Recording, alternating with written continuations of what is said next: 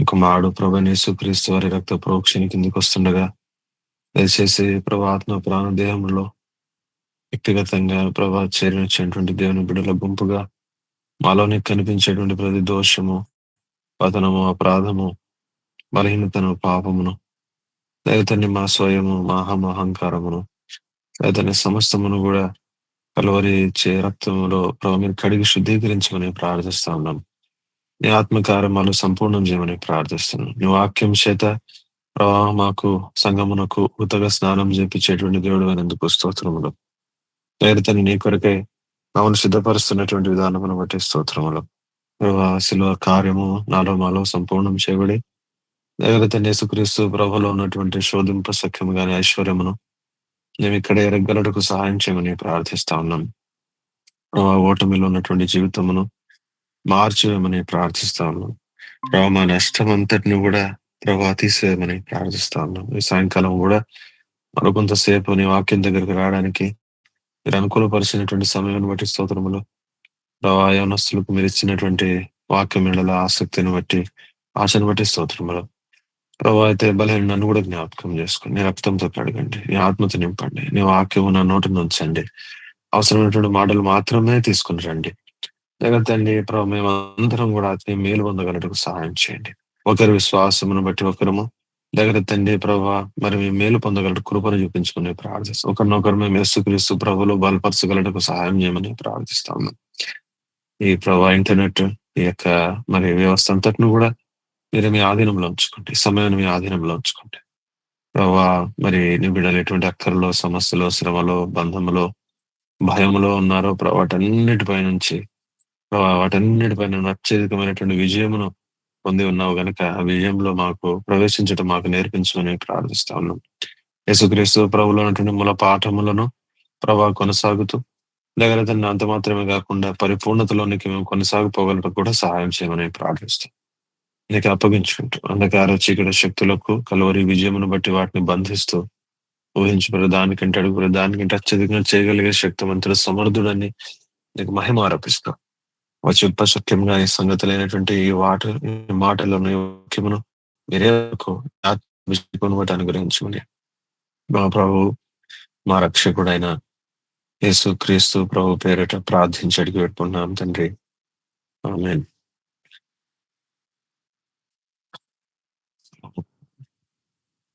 Screen share చేస్తాను నేను.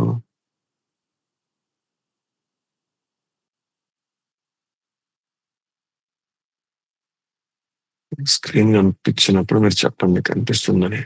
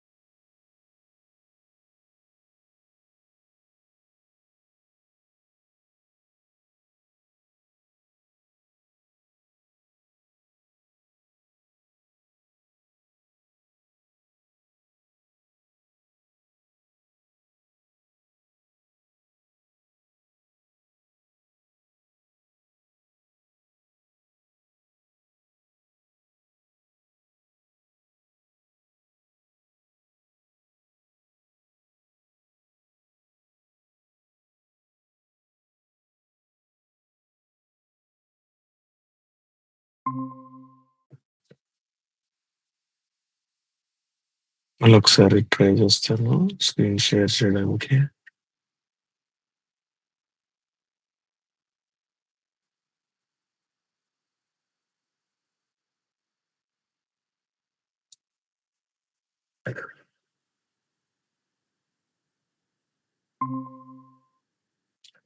నా స్క్రీన్ షేరింగ్ వస్తుందా?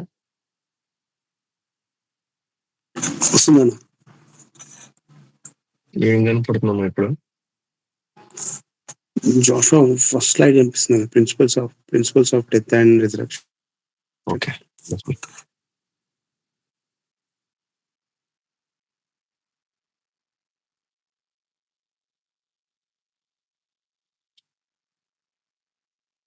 రైట్. పోయిన వారం మనము 2 వారాలుగా కొంత కనెక్ట్ అవుతున్నాము. దేవుని వాక్యాన్ని మనము యెహోషువ గ్రంథంలో చదవడానికి ప్రయత్నిస్తున్నాం. అయితే మనం చూసినట్టుగా దేవుని వాక్యము it is a Pentateuch of Pentateuchs, right? దేవుని యొక్క వాక్యంలో ఏది గూడా అంటే without any structure, without any order, without any purpose, just ఏదో ఒక కలెక్షన్ ఆఫ్ స్టోరీస్ లాగా అలాగ లేదు. దేవుడు ఒక తన అనంతమైనటువంటి జ్ఞానంలో దేవుని వాక్యంను ఒక భలే చక్కనైనటువంటి, అద్భుతమైనటువంటి విధానంలో దేవుని వాక్యము అమర్చబడింది కదా! కీర్తన గ్రంథం 119లో ఒక మాట ఉంటది. ఏంటంటే, to all beauty I see an end but thy word is boundless. ఏంటంటే, ప్రతి అందానికి అనేటువంటిది ఒక అంతుందంట. కానీ దేవుని వాక్యంకి ఏం లేదంట, అది అనంతమైంది అని చెప్పబడింది. అయితే దేవుని వాక్యము బైబిల్ అంతా గూడా 26 గ్రంథాలు it's a Pentateuch of Pentateuchs. ఇట్లనే చూడాలా, ఇలాగే చూడాలా అంటే there is no hard and fast rule, right? But I think this makes the most sense. ఇది దేవుని వాక్యంకి ఎంతో అనుకూలంగా, అంటే దేవుని the full testimony of God, దేవుని వాక్యం అంతట్లో కూడా రాయబడినటువంటి యేసును గురించినటువంటి సాక్ష్యం ఏదైతే ప్రవచన సారముగా ఉందో, దానంతటికి సారముగా ఈ ఈ భాగము ఈ విధంగా చూస్తే మనకెంతో చక్కగా అర్థమైతది. ఇక మొదటి భాగం ఏముంది? It is the law. ఇక్కడ ఆదికాండం నుంచి ద్వితీయోపదేశ కాండం వరకు. రెండో భాగం వచ్చేసి హిస్టరీ, లేదంటే రెండో పంచకాండము. ఇదేంటి? యెహోషువ నుంచి ఎస్తేరు వరకు. దీన్ని అర్లీ ప్రాఫిట్స్ కూడా అంటారు కొంత. ఆ తర్వాత మూడో పంచఖండం వచ్చేసి జ్ఞాన గ్రంథాలు, wisdom books, Job to the book of song of Solomon. ఆ తర్వాత నాలుగో పంచఖండం వచ్చేసి ప్రవక్తల గ్రంథం, ప్రవక్తల గ్రంథం కదండి. యెషయా నుంచి తీసుకుని మలాకి వరకు. ఆ తర్వాత చూసి ఐదో పంచఖండం ఏంటంటే ద న్యూ టెస్టమెంట్ కదా, కొత్త నిబంధన, మత్తయి నుంచి తీసుకొని ప్రకటన గ్రంథం వరకు. దేవుని వాక్యంలో ఉన్నటువంటి సత్యమే అది తిరిగి తిరిగి in higher and wider circles అదే రిపీట్ అవుతున్నట్టుగా, కానీ ఎగ్జాక్ట్ గా రిపీట్ కాకుండా it expands basically in similar principles and goes further and further. కనుక ఈ 5 పంచఖండాలు ఏదైతే ఉన్నాయో, ఈ మోషే యొక్క మూలములో ఉన్నటువంటి మూల పాఠమైనటువంటి, లేదంటే మొదటి గ్రంథం, మొదటి పంచఖండమైనటువంటి మోషే ధర్మశాస్త్రం యొక్క ప్యాటర్న్ లో మిగతా అంతా కూడా బైబిల్ కనపడుతుంది కదా. కనుక దీన్ని ఏమన్నారంటే ద ఫౌండేషన్ ఫర్ క్రైస్ట్ అని చెప్పారు ఒకరు కదండి. కనుక ఆ ఆది కాండములో ఎలాంటి విధానం ఉందో అదే విధానము మనకు మొదటి పంచఖండంలో కనపడుతుంది. నిర్గమకాండంలో ఏ విధానం ఉందో, ఏదైతే థీమ్ ఉందో అదంతా కూడా మనకు రెండో పంచఖండంలో కనపడుతుంది. మూడో పంచఖండంలో కనిపించేటువంటిది లేవియా కాండం యొక్క ఆ యొక్క థీమ్. నాలుగో పంచఖండంలో సంఖ్యాకాండం యొక్క థీమ్ మనకు కనపడుతుంది. ఐదో పంచఖండం అంటే కొత్త నిబంధనలో మనకు ద్వితీయోపదేశ కాండం యొక్క థీమ్ కనపడుతుంది. ఆది కాండం యొక్క థీమ్ ఏంటి? The will of God. ఏదంటే దేవుని యొక్క ఇటర్నల్ పర్పస్, దేవుని యొక్క అనాదికాల సంకల్పం ఏమైందో అది, అంటే ఒక మాటలో చెప్పడానికి వీలు పడదు, కానీ కనీసము అక్కడ ఆరంభం అనేటువంటిది మనకు కనిపిస్తుంది. ఇంకా దానికి అనుసంధానంగా అనేకమైనటువంటి సంగతులు ఉంటాయి ఆది కాండంలో. దాని తర్వాత నిర్గమాకాండంలో మనకు కనిపించేటువంటిది విమోచన అనేటువంటి అద్భుతమైనటువంటి సత్యము. విమోచన, విమోచన. నిజంగా చూస్తే రెండో పంచఖండమైనటువంటి యెహోషువ నుంచి ఎస్తేరు వరకు ఒక పదము మనము తిరిగి తిరిగి రాయగలిగితే అదేంటి చెప్పండి? రిడెంప్షన్ కదా. విమోచన అనేటువంటి, దేవుడు తన ప్రజలను విడిపించేటువంటి ఆ యొక్క అద్భుతమైనటువంటి సత్యము. ఆ తర్వాత మూడో పంచఖండము లేవ్యా కాండం యొక్క థీమ్ కలిగి ఉండడం. లేవ్యా కాండంలో ఏమని చెప్పండి? అంతరంగమైనటువంటి జీవితం, the inner life, worship, relationship with God కదా. ఈ సంగతులు మనకు లేవ్యా కాండంలో కనపడతాయి. ఇలాగే యేసుక్రీస్తు ప్రభు మూలముగా మనం దేవునికి దగ్గరికి తీసుకురాబడ్డాము, ఆయనను సేవించడానికి కదా, ఆయనకు ధూపం వేయడానికి అని చెప్పి మనం తీసుకురాబడ్డాము అని చెప్పి మనకు లేవ్యా కాండంలో ఉంది. అదే విధంగా ఆ ఇన్నర్ లైఫ్ గురించి, ఆ ఇన్నర్ విజ్డమ్ లైఫ్ గురించి యోబు నుంచి తీసుకొని మనకు పరమగీతాల వరకు కనపడుతుంది. తర్వాత నాలుగో పంచఖండంలో సంఖ్యాకాండం, సంఖ్యాకాండంలో ఉన్నటువంటి విధానం ఏంటి చెప్పండి? ద థీమ్ ఏంటి? The journey through the wilderness of life. చక్కగా తయారు చేశాను కదా బ్రదర్ ఇక్కడ. కాబట్టి ఆ జర్నీ త్రూ ద విల్డర్నెస్, ఆ అరణ్య యాత్ర, ఆ జీవిత యాత్రలో ఎలాగా ప్రభు అనేకమైనటువంటి పరిస్థితులు, దేవుడు తన వాక్యం తీసుకురావడము, గద్దించడము, తిరిగి సమకూర్చడము, ఆదరించడము, ఇవన్నీ సంగతులు కూడా మనకు ప్రవక్తల గ్రంథాల్లో కనపడతాయి. ఆ తర్వాత ఏం జరుగుతుంది చెప్పండి? ద్వితీయోపదేశ కాండము ద్వితీయ ఉపదేశము. ఇంతకు ముందు కూడా చెప్పాను. ద్వితీయ ఉపదేశం అంటే రెండో మారు ఉపదేశం చేయడము. సెకండ్ లా అంటే రెండోసారి ధర్మశాస్త్రం ఇవ్వబడ్డము, లేదంటే దేవుని వాక్యం ఇవ్వబడ్డము. ఎందుకు రెండోసారి? రెండోసారి ఇస్తాడు ప్రభు. ఎవరికి ఇస్తాడు? మొదటి తరమైనటువంటి అరణ్యంలో విద్రోహం చేసినటువంటి మొదటి తరణ్యం అంతా కూడా అరణ్యంలో రాలిపోయిన తర్వాత, అప్పుడు చిన్న పిల్లలుగా ఉన్నటువంటి రెండో తరము, లేదంటే అరణ్యంలో పుట్టినటువంటి తరము కదా, తగ్గింపులోనికి హ్యూమిలిటీలోనికి తీసుకురాబడినటువంటి, సాధువు చేయబడినటువంటి ఈ తరం ఏదైతే ఉందో, ఆ తరానికి దేవుడు ఇస్తాడు. దీన్ని మనం వ్యక్తిగతంగా ఎట్లా అన్వయిస్తాము? తరం అంటే మనలో కూడా అలాంటి సంగతులు ఉన్నాయి కదా. మనలో కూడా పాత అలవాట్లు, పాత సంగతులు అవన్నీ ఉన్నాయి. అవి అరణ్యంలో రాగా ఏమైనాయి చెప్పండి? ఇంక క్రమేణా చనిపోతూ వస్తున్నాయి కదా. ఆ పాత అలవాట్లు మెల్లిమెల్లిగా అన్ని కూడా రాలిపోతున్నాయి. అయితే ఎవరు మిగులుతున్నారు అంటే కొత్త జీవితం. యేసు ప్రభులో కొత్త జీవితం మిగులుతుంది. కొత్త విధానం, కొత్త అలవాట్లు, కొత్త సంగతులు, కొత్త భక్తి, కొత్త విధానము, ఇవన్నీ కూడా ద న్యూ జనరేషన్. ఇక్కడ ఈ కొత్త జీవితానికి దేవుడు ఇస్తున్నటువంటిది ఏంటి చెప్పండి? ద్వితీయ ఉపదేశం, ద డ్యూట్రానమీ. కనుక అలాగా ఈ పంచఖండాలకు ఇలాంటి విధానంగా ఈ విధంలో మనకు కనిపిస్తది. సరే. మరి ఇది ఇలాగుంటే మనం ఇంకొక మాట కూడా ఆలోచించవచ్చు. ఇంకొక సంగతి కూడా మనం ఆలోచించాల. ఆహ్,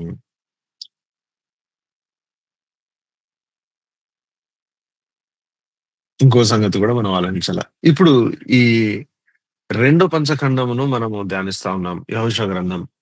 యెహోషువ గ్రంథంలో ఉన్నటువంటి సంగతులు ఏంటి? యెహోషువ గ్రంథం అసలు ఏంటి? అంటే మొదటి 5 గ్రంథాలేంటి? మొదటి 5 గ్రంథాలు. ఆదికాండంలో దేవుని సంకల్పం అనేటువంటిది కనిపించింది. దేవుడు తన కుమారుడు, తన సంఘము, ఆదాము, హవ్వల పోలికగా ఉన్నటువంటి, ఆదాము, హవ్వల పోలికగా ఉన్నటువంటి తన క్రీస్తు, తన సంఘము ఏం చేయాలనుంది? అన్నిటిపైన ఏలుబడి చేయాలనుంది. The Kingdom come. మనం ప్రార్థన చేసాము ప్రభు ప్రార్థనలో. ఆ! ప్రభు ఆ యొక్క ఆ యొక్క రాజ్యము ఈ భూమి మీదకి దిగి రావాలనేటువంటి ఆ యొక్క దేవుని హృదయంలో ఉన్నటువంటి అసలైనటువంటి ఆ కోరిక క్రీస్తు సంఘము కదా. వీరు సమస్తం పైన ఏలుబడి చేయాలనేటువంటి దేవుని యొక్క సంకల్పం మనకు ఆదికాండంలో కనపడుతుంది. పడిపోయినటువంటి మానవుని దేవుడు క్రమేణా విమోచించాడు. అయితే అంతటితో విడిచిపెట్టలే. లేదంటే దేవుని ప్రణాళిక ఎలాగ మనిషిని తిరిగి మరలా ఆ ఏలుబడి ఆ యొక్క అనుభవంలోనికి తీసుకొని వస్తాడో యోసేపు జీవితంలో మనం చూసొచ్చాం. అయితే ఇది ఎలాగ జరిగింది అనేటువంటిది నిర్గమాకాండం. ఆ విమోచన ఎలాగా ఉంది? దేవుడు తన సినాయి పర్వతం దగ్గర తీసుకొచ్చి తన అద్భుతమైనటువంటి గంభీర ధర్మాస్త్రము, దేవుని యొక్క దేవుని యొక్క గుణ లక్షణాలు ఎలాంటివో, ఎంత పరిశుద్ధుడో అది మనకు చూపించాడు కదా. ఆయన దగ్గరికి, మనం పర్వతము దగ్గరికి వెళ్ళలేమని చెప్పి ఆయనే ఏం చేశాడు? మన మధ్యన నివాసం చేయడానికి అని చెప్పి నేను మీ మధ్య నివాసం చేయనట్లుగా మందిరమును, ఆలయమును మరి వారు నిర్మిస్తూ వచ్చారు కదా. ఆ 2 కెరూబుల నడుమ ఆ కరుణాపీఠం మీద ఆయన వారితో మాట్లాడుతూ వచ్చాడు కదా. కనుక దేవుడే దిగి వచ్చి మన మధ్యాహ్న నివాసం చేయడానికి ఇష్టపడ్డాడు. ఈ సంగతి అలాగా ఇవన్నీ కూడా నిర్గమకాండంలో. లేవ్యకాండంకి వచ్చేసరికి మరి ఆయనతో సహవాసం ఎలాగ చేయడానికి ఆధారం ఏంటి? ఎంతగా మనము పరిశుద్ధపరచబడ్డామో అనేటువంటిది లేవ్యకాండంలో ఉన్నటువంటి ఆ యొక్క చిత్రాలు, చిత్రపటాలు, అక్కడ ఉంచబడినటువంటి పోలికలు, వీడిని బట్టి, ఛాయలను బట్టి మనం అర్థం చేసుకుంటాం. సంఖ్యాకాండంలోకి వచ్చేసరికి ఇప్పుడు లోపల ఉన్నటువంటి జీవితం మాత్రమే కాదు, వెలపట ఈ అరణ్యంలో యాత్ర అనేటువంటి జీవితము, అనేకమైనటువంటి సంగతులు, చుట్టుపక్కల మరణము, అరణ్యములో ఉన్నటువంటి మృతమైనటువంటి సంగతులు, వాటి చేత అపవిత్రత, దాని నుంచి ఎలాగ తప్పించబడాలా, మనలో ఉన్నటువంటి అపవిత్రత, ఇవన్నీ కూడా సంఖ్యాకాండంలో మనకు కనిపించవచ్చు. అయితే దాదాపు సంఖ్యాకాండం ముగింపుకు వచ్చేసరికి వాళ్ళు ఏమైనారు? మొదటి తరం అంతా కూడా అరణ్యంలో రాలిపోయిన తర్వాత చిన్న పిల్లలు అంటే ఈ రెండో తరము వచ్చింది. ద్వితీయోపదేశ కాండం ఇప్పుడు ఇచ్చాడు వాళ్ళకు. ద్వితీయోపదేశం ఏం చేస్తున్నాడు? ఆ ఉపదేశం అంటే వాస్తవంగా కనీసం అంటే ఆ భూమి గురించి చెప్తా ఉన్నాడు. ఆయన తీసుకొస్తున్నటువంటి ఆ భూమి, ఆ స్వాస్థ్యం ఎలాంటిదో దాని గురించి చెప్తున్నాడు. దీన్ని మనమందరం అప్లై చేసుకోవాలి మన జీవితంలో కదా. మనం ఎలాగా మన జీవితంలో దీన్ని ఎంతైనా మనం అప్లై చేసుకోవాల్సినటువంటి వారంగా ఉన్నాం కదా. కనుక మనము ఈ సంగతిని ఆలోచన చేస్తున్నాము. మళ్ళీ ఆహ్, ఈ ద్వితీయోపదేశ కాండంలో చెప్పింది ఎక్కువ ఏంటంటే, ఆ భూమి గురించి వివరిస్తున్నాడు. ఆ భూమి ఎలాంటిది? అది శ్రేష్టమైనటువంటి దేశము. అది మంచి పాలు తేనెలు ప్రవహించేటువంటి దేశము. ఆకాశ వర్ష జలములు త్రాగేటువంటి దేశము కదా! అద్భుతమైనటువంటి దేశము. ఇలాంటి అద్భుతమైనటువంటి సంగతులు ఆ దేశం గురించి వివరించి, ఇప్పుడు మెల్లిమెల్లిగా వారికి విజయం అనేటువంటిది ఇవ్వడం ఆరంభించాడు. ఎవరు దానికి ఉన్నప్పుడే ఓగు, సీహోను మీద వారికి విజయమునిచ్చాడు కదా! అలాంటి అనేకమైనటువంటి సంగతులు జరుగుతూ వచ్చాయి. మీకు ఎన్నో విషయాలు మనం ఆలోచన చేస్తాం ద్వితీయోపదేశ కాండంలో. వాళ్ళకు దేవుడు భూమి తప్పక ఇస్తాడు అని చెప్పడానికి ఆధారంగా ఏం చెప్పాడంటే, ఆ యొక్క ఆహ్, ఆహ్, ఆహ్, ఆహ్, ఈ మిగతా మనుషులకు ఆయన ఇచ్చినటువంటి ఆ భూమిని గూడా వాళ్ళకి చెప్తాడు. వాళ్ళకది ఖచ్చితంగా ఇచ్చి ఉన్నాను అని చెప్తున్నాడు. అంటే వాళ్ళకే ఇచ్చాడంటే, నువ్వు ఏర్పరచబడినటువంటి దేవుని బిడ్డవి, దేవుని జీవము కలిగినటువంటి యేసుప్రభు యొక్క జీవము కలిగినటువంటి నీకు మరి ఖచ్చితంగా నీకు చెప్పినటువంటి భూమి నీ స్వాధీనం అయితది అని చెప్తా ఉన్నాడు. అలాగా ఈ భూమిలో ఎట్లా ప్రవేశించాలా? ఈ భూమిలో ఎట్లా కొనసాగాలా? ఈ భూమిలో మనము మరలా మన పాపం పొరపాటును బట్టి జారిపోతే తిరిగి సమకూర్పు ఎలాగుంది? ఈ సంగతులన్నీ గూడా ద్వితీయోపదేశ కాండంలో ఉంది. అనగా యేసుక్రీస్తు ప్రభువు యొక్క సంపూర్ణతలోనికి మనం ప్రవేశించడానికి అసలది ఎంత సంపూర్ణమైనటువంటిది అని జెప్పాడు. ఆ తర్వాత అందులో ప్రవేశించడం ఎట్లా జెప్తున్నాడు. ఆ తర్వాత అందులో కొనసాగేది ఎట్లా జెప్తున్నాడు. అంత మాత్రమే కాదు, అందులో నుంచి తప్పిపోతే తిరిగి దాన్ని సమకూర్పు కోసం దేవుడు ఏం చేస్తున్నాడు అది కూడా చెప్తా ఉన్నాడు. ఇదంతా కూడా ద్వితీయోపదేశ కాండం. ఇదయిన తర్వాత ఇప్పుడు యెహోషువ గ్రంథంలోనికి వచ్చాం. ఉత్త చెప్పడమే కాదు, ద్వితీయ ఉపదేశం మాత్రమే ఉండదు. ఏముంటది చెప్పండి? ఆ! మనకు దేవుడు ఖచ్చితంగా మనతో మాట్లాడతాడు కూడా కదా! కనుక మాట్లాడుతున్నటువంటి ఈ యొక్క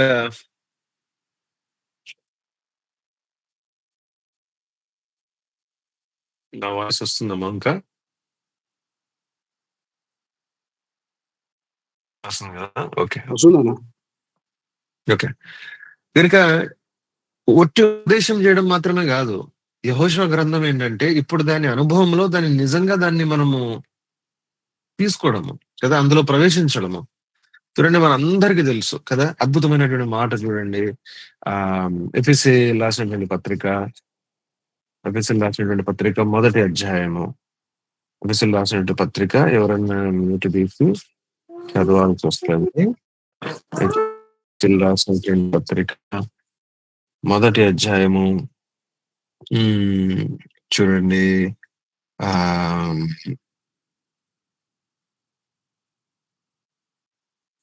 మొదటి అధ్యాయము 4 నుంచి 3వ వచనం చదవండి. తెలుగులో కలిసి ఉంటాయి. కానీ ఇక్కడ ఇంగ్లీష్‌లో అయితే 3లో ఉంది. 3 చదవండమ్మా. మన ప్రభువైన యేసుక్రీస్తు యొక్క తండ్రియగు దేవుడు స్తుతింపబడును గాక. ఆయన క్రీస్తునందు పరలోక విషయములలో ఆత్మ సంబంధమైన ప్రతి ఆశీర్వాదమును మనకు అనుగ్రహించెను. ఏంటంటే ఆత్మ సంబంధమైనటువంటి ప్రతి ఆశీర్వాదం ఆయన మనకు అనుగ్రహించాడంట కదా! అంత మాత్రమే కాదు, ఏముంది చూడండి. 7వ వచనం చదువుతారమ్మా. దేవుని కృపా మహదైశ్వర్యమును బట్టి ఆ ప్రిని యందు ఆయన రక్తము వలన మనకు విమోచనము. చాలమ్మా. మధ్యలో చూడండి, కృపా మహదైశ్వర్యము, the riches of his grace అంటున్నాడు. అంటే ఈ కృప ఎంత మోతాదులో మనకి ఇవ్వబడిందంట? కృపా మహదైశ్వర్యము అని చెప్పబడుతుంది. అంటే అంత కృప ఉంది. అంత కృప ఉంది. మనం ఏదైతే చేయలేమో దాన్ని చేయడానికి, ఏది మనకు వల్లబడదో అది మన ద్వారా సాధించడానికి కృప ఎంతగా ఉందంట? మహదైశ్వరం అనేటువంటి మోతాదులు అంతటి అంతటి విధానంలో దేవుడు మనకు అనుగ్రహించున్నాడంట. ఇంకోటి చూడండి, 2వ అధ్యాయము 7వ వచనంలో కూడా ఒక మాట ఉంది. చదవండమ్మా. క్రీస్తు యేసునందు మనలను ఆయనతో కూడా లేపి పరలోకమందు ఆయనతో కూడా కూర్చుండబెట్టెను. 2వ అధ్యాయం 7వ వచనం చదువుతున్నారమ్మా? అవును బ్రదర్. కలిసి ఉంటది అనుకుంటా. చూడండి, that in the ages to come that he might show the exceeding riches of his grace అని చెప్పి రాయబడింది. మళ్ళా చూడండి, కృపా మహదైశ్వర్యం. క్రీస్తు యేసునందు ఆయన మనకు చేసిన ఉపకారము ద్వారా అత్యధికమైన తన కృపా మహదైశ్వర్యమును రాబో యుగములలో కనపరచు నిమిత్తం. ఏంటంటే కృప ఎంత ఉందంట. ఇప్పుడు ఇది మనం పట్టుకోవాలా. మనం ఏదైతే జస్ట్ బైబిల్ స్టడీ లాగా ఇంకా ఉత్త డ్యూట్రానమీలో ఉండడానికి లేదు. ద్వితీయోపదేశ కాండం లాగా లేదు. యోర్దాను యువతల నిలబడి మనం జస్ట్ ఏంటంటారు? వాక్యం మట్టిది ఇంటా ఉండి, ఇంటా ఉండి, ఇంటా ఉండి, ఇంటా ఉండి, ఇంటా ఉండి, ఇంటా ఉండి ఇంక ఇట్లనే ఉండిపోతాను ఇక్కడే ఉండడానికి వీలు లేదు. ఇప్పుడు మనం యోర్దాను దాటాలా. ఎంత ఉందంట కృప? కృప అనేటువంటిది మహదైశ్వరం అని చెప్పే అంతగా అధికమైనటువంటి విధానంలో ఉందంట. కదా! కనుక ఇంతటువంటి ఈ ఈ యొక్క కృప లేదంటే దేవుని యొక్క మహా ఐశ్వర్యము ఆయన మన కొరకు ఉంచినటువంటి సంగతి మనకు మనకు ఆయన తీసుకొచ్చినది మన దగ్గరగా మన సొంతంగా చేసినటువంటిది ఎంతో మనకు అందుబాటులో ఉంది. అయితే దాని గురించి ఒట్టి వినడమే కాదు. ఇప్పుడు మన అనుదిన జీవితంలో మనం దీన్ని అనుభవించాలా? యవనస్తులు అర్థమవుతుందా మీకు? ఏదో ఉట్టిగా వినేసి ఇదేమో అంటే జస్ట్ ఇవి సంగతుల గురించి వినడము, దీన్ని రాసుకోవడము, దీన్ని నోట్స్ లాగా తయారవ్వడము, మంచి మంచి పదజాలం నేర్చుకోవడము, మంచిగా ఇట్లా ఒకలాంటి ప్రాస పలికే మాటలు పలకడము, ఇట్లా చేయడము, అట్లా చేయడం, వాక్యం నేర్చుకోవడము, ఇదేనేమో కృప మహేశ్వరేశ్వరం అనుకోవడం అనేటువంటిది మూర్ఖత. అది కాదు.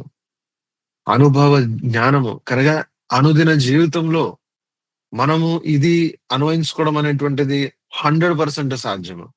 100% సాధ్యం. చూడండి ఇంకొక మాట చదువుదాము. చదవండమ్మా 3వ అధ్యాయం 8వ వచనము. దేవుడు మన ప్రభువైన క్రీస్తు యేసునందు చేసిన నిత్య సంకల్పము చొప్పున పరలోకంలో ప్రధానులకును, అధికారులకును సంఘము ద్వారా తన యొక్క నానా విధమైన జ్ఞానం ఇప్పుడు తెలియబడవలనని ఉద్దేశించి శోధింప సఖ్యముగాని క్రీస్తు ఐశ్వర్యమును అన్యజనులో ప్రకటించుటకును సమస్త చాలమ్మా. అన్యజనులైనటువంటి మనకు ప్రకటించబడుతున్న సత్యం ఏంటంట?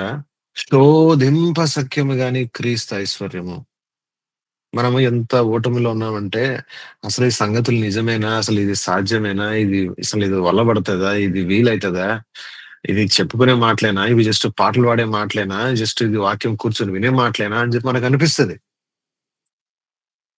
కానీ దేవుని వాక్యము, సాక్ష్యము, సత్యము, అనుభవము, భక్తుల యొక్క జీవితము చెప్తున్నటువంటి విషయం ఏంటంటే ఇది అక్షరాల అనుదిన జీవితంలో శోధింప సఖ్యం గాని క్రీస్తు ఐశ్వర్యం. అది మీది, అది నాది, అది మనది కదండి. శోధింప సఖ్యం గాని క్రీస్తు ఐశ్వర్యం ఇది మనది.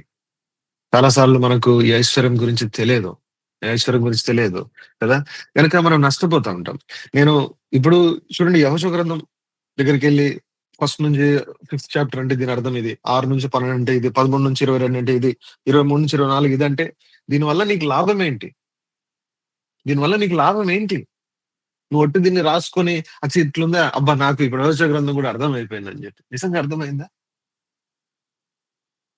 ఇప్పుడు మనం వెళ్తాము హోటల్కి వెళ్ళి అన్నాం అనుకోండి, బిర్యానీ నాకు జస్ట్ చూపించు కానీ పెట్టొద్దు అన్నాం అనుకో, ఒప్పుకుంటారు అసలు? ఒప్పుకోరు. పోనీ అలాగా ఒట్టి చూస్తే ఎవడన్నా తింటున్నాడు ఆ బిర్యానీ చేసి చూసి నీకు కడుపు నిండుతుందా? దాని రుచి వస్తుందా? రాదు. కనీసం అక్కడ ఉన్నటువంటి బిర్యానీ యొక్క దాని సువాసనైనా మనకు అందుతుంది. కానీ కొన్నిసార్లు వాక్యంని మనం ఎట్లా చేస్తామంటే we completely make it objective. అంటే దానికి నా అనుభవానికి ఎటువంటి సంబంధం లేదు. ఇది ఇంతేనేమో, అందరు ఇట్లనే ఉండరేమో, అందరు ఓటమిలోనే ఉంటారేమో, అందరు రహస్య జీవితంలో పాపం ఉంటది, అందరు ఇట్లా స్ట్రగుల్ అయితానే ఉంటారేమో, అందరు ఓటమిలోనే బ్రతుకుతానే ఉంటారేమో, అందరు ఇట్లనే ఉన్నారు, నేను కూడా ఇట్లనే ఉన్నాను, ఇట్లనే ఉంటదేమో, జస్ట్ మనం వాక్యం వింటాం, పాటలు పాడతాము, ప్రార్థన చేస్తాం, మీటింగ్ కూర్చుంటాం, అది చేస్తాం, ఇది చేస్తాం, ఇంతేనేమో జీవితం అని చెప్పి చాలా సార్లు మనల్ని మనం భ్రమపరుచుకునేటువంటి ప్రమాదం ఉంది. కానీ దేవుని వాక్యం మనకి ఏమిస్తుంది సాక్ష్యము? ఇది వాస్తవము. ద్వితీయోపదేశ కాండం తర్వాత ఇప్పుడు యెహోషువ గ్రంథం ఉంది. పోయిన వారం కూడా చెప్పాను చూడండి. ఆది కాండంలో ఇదంతా సంకల్పం చెప్పిన తర్వాత విడిచిపెట్టాడా? లేదు. వెళ్ళి ఏం చేశాడు? విమోచించాడు. దిగి వచ్చాడంట వారి యొక్క మొరని విని, వారి యొక్క నిట్టూర్పును విని దిగి వచ్చాడంట. నిర్గమకాండంలో కనపడుతుంది మనకు. సరే, లేవ్య కాండంలో దేవునితో సహవాసం ఎలాగ చేయాలా, దేవునితో అంతరంగంలో ఎట్లా జీవించాలా, ఇన్సైడ్ ద వేల్ లేదంటే ఆ తెర లోపల జీవించేటువంటి జీవితం హెబ్రీ రాసినటువంటి పత్రికలో వివరించినట్టు ఎట్లా అనేటువంటిది లేవ్య కాండంలో చెప్పాడు. అందరితో విడిచిపెట్టాడా? విడిచిపెట్టాడు. ఏం చేస్తాడు? సంఖ్యాకాండము అనగా అరణ్యంలోనికి, అనగా ఆ యొక్క పాలెం వెలపట జీవించేటువంటిది అవుట్ సైడ్ ద క్యాంప్ తీసుకెళ్తాడు. ఇప్పుడు కూడా మళ్ళీ ఏముంది, ద్వితీయోపదేశం ఉంది. ఆ భూమి గురించి వివరించాడు. అద్భుతమైన ఆశీర్వాదాలు చెప్పాడు. ఎంతెంతో చెప్పాడు. చెప్పిన తర్వాత ఇంకసార్లు ఇంకింతే బైబిల్ స్టడీ ఫినిష్ అన్నాడా? లేదు. ఇప్పుడేమంటున్నాడు? లేదు. ఇప్పుడు నీవు లేచి ఆ భూమిలోనికి ప్రవేశించు అంటున్నాడు. There is possession. ఈ రాత్రి తీర్మానం చేసుకో. నీ జీవితంలో నువ్వు ఎక్కడున్నా, ఏ అనుభవంలో ఉన్నా, ఎంతటి స్వాస్థ్యమును నువ్వు స్వాధీనపరుచుకున్నా, ఇంకా స్వాధీనపరచుకోవడానికి ఇంకా అధికమైనటువంటి స్వాస్థ్యం ఇంకా ఉంది. There remaineth much land. ఇంకా మనం స్వాధీనపరచుకోవడానికి ఎంతో ఉంది. అధైర్యపడొద్దు. ఇంతేనేమో, ఓటమినేమో, అయిపోయిందేమో అని అనుకోవద్దు. నేడు నువ్వు ఆయన స్వరం వింటే నీ హృదయము కఠినపరచు. If you hear his voice today, do not harden your heart. ఈ రోజు వింటే ఈ రోజు కఠినపరచుకోవద్దు. ఇదిగో నేను నూతన క్రియ చేయొచ్చు, అది ఇప్పుడే మొలుస్తున్నది. నా ఇప్పుడు మొలుస్తుంది. దేవుడు దానికి ఒక టైం అనేటువంటిది కేటాయించలేదు. మీకు ఒక ఇంతైనా ఒక అద్భుతమైన సంగతి చెప్పనండి. మీరు అనుమతిస్తే ఒక మాట చెప్తా. దేవుడు నిరంతరమైనటువంటి ఆ వర్తమానం అనేటువంటి ఒక స్తంభించిపోయినటువంటి ఒక వర్తమానంలో ఉన్నాడు ఆయన. అంటే మన మానవ భాషలో ఇంకా దీన్ని దాదాపు ఇట్లనే వివరించగలము. దీనికి సరైనటువంటి పదజాలం మనకు లేదు. ఎందుకంటే అది మన అనుభవం కాదు కాబట్టి. మనమంటే మనకు వర్తమానం అనేటువంటిది భూతకాలము, భవిష్యత్ కాలం ఇవన్నీ ఉంటాయి. వర్తమానం అనేటువంటిది ఉంటది. కానీ ఆయనకి అట్లా కాదు.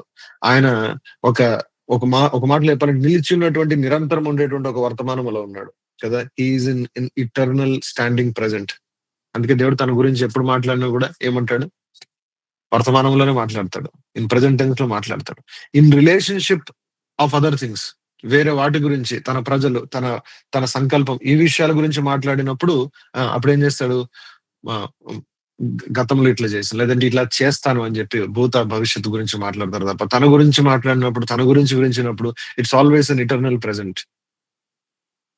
దేవుడు ఆయన ఒక ఇటర్నల్ ప్రెజెంట్ లో ఉన్నాడు. ఒక నిరంతరం నిలిచిండేటువంటి, ఆగిపోయినటువంటి ఒక వర్తమానంలోనే ఉన్నాడు. ఆయనకి కాలము అనేటువంటిది ఏం లేదు. కాలానికి ఆవల జీవిస్తాడు. నిత్యత్వం యొక్క తండ్రి, నిత్యుడగు తండ్రి అని చెప్పి తర్జుమా చేశారు యెషయా గ్రంథంలో 9వ అధ్యాయంలో కదా. కానీ వాస్తవంగా దాని తర్జుమా ఏంటి? దాని తర్జుమా వచ్చేసి ఏంటంటే నిత్యత్వం యొక్క తండ్రి, ద ఫాదర్ ఆఫ్ ఇటర్నిటీ కదండి. అలాంటి దేవునికి ఇప్పుడు మీరు చెప్పండి, అలాంటి దేవుని దగ్గర మీరు వెళ్ళి అడిగారు అనుకో, ప్రభా నీ అనుభవంతో చెప్తే నేను ఎప్పుడు యోర్దాన్ని దాటుతాను, దానికోసం ఏ టైంను నువ్వు కేటాయించావు అంటే ఏం చెప్తాడు?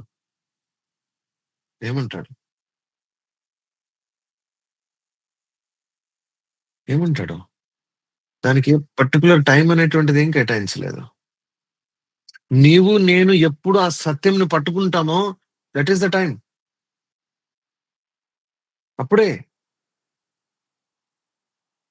నువ్వు దాటడానికి ఇంకా నువ్వు సిద్ధము. నువ్వు ఎప్పుడు పట్టుకుంటే అప్పుడు. నువ్వు ఏ వాగ్దానం నీ చేత బట్టి, ప్రభువా నేను నిన్ను బట్టి, నీ యొక్క సంపూర్ణమైనటువంటి నీ శిలువ కార్యమును బట్టి నేను యోర్దాన్ను దాటడానికి ఇష్టపడుతున్నాను. ప్రభువా నన్ను దాటించు, నాకు దీని మీద ఆశ పుట్టింది, నేను వెళ్ళాలా. ఈ ఓటమి జీవితంలో ఇంకా చాలా అయింది ప్రభువా. ఇది ఏదో జస్ట్ ఇట్లా ఏమంటారు, ఒక వేషధారంతో కూడినటువంటి జీవితం, లేదంటే వినికిడి వలన జస్ట్ విన్నటువంటి జీవితం, విని విని విని విని ప్రభా నాకు ఇంక విసుగు వస్తుంది ప్రభా, ఇంకా చాలు ప్రభా, ఇంకా నేను దాటుతాను ప్రభా. ఇది నా అనుదిన జీవితంలో నా జీవితం మారాల ప్రభా. నీ పరిశుద్ధత, నీ పవిత్రత కదా, నీ గుణలక్షణము, క్రీస్తు కలిగినటువంటి ఈ మనస్సు, అబండెంట్ లైఫ్, యేసు ప్రభులో ఉన్నటువంటి ఆ యొక్క విస్తారమైనటువంటి జీవితము కదా, ఆ సమృద్ధి అయిన జీవితం, క్షమించండి, ఇవన్నీ కూడా ప్రభా ఇది నాకు కావాలా అన్ను ఈ రోజు అనుకుంటే ఈ రోజు నువ్వు దాటడానికి వీలుంది. దీనికి దేవుడు ఒక సమయం కేటాయించాడేమో.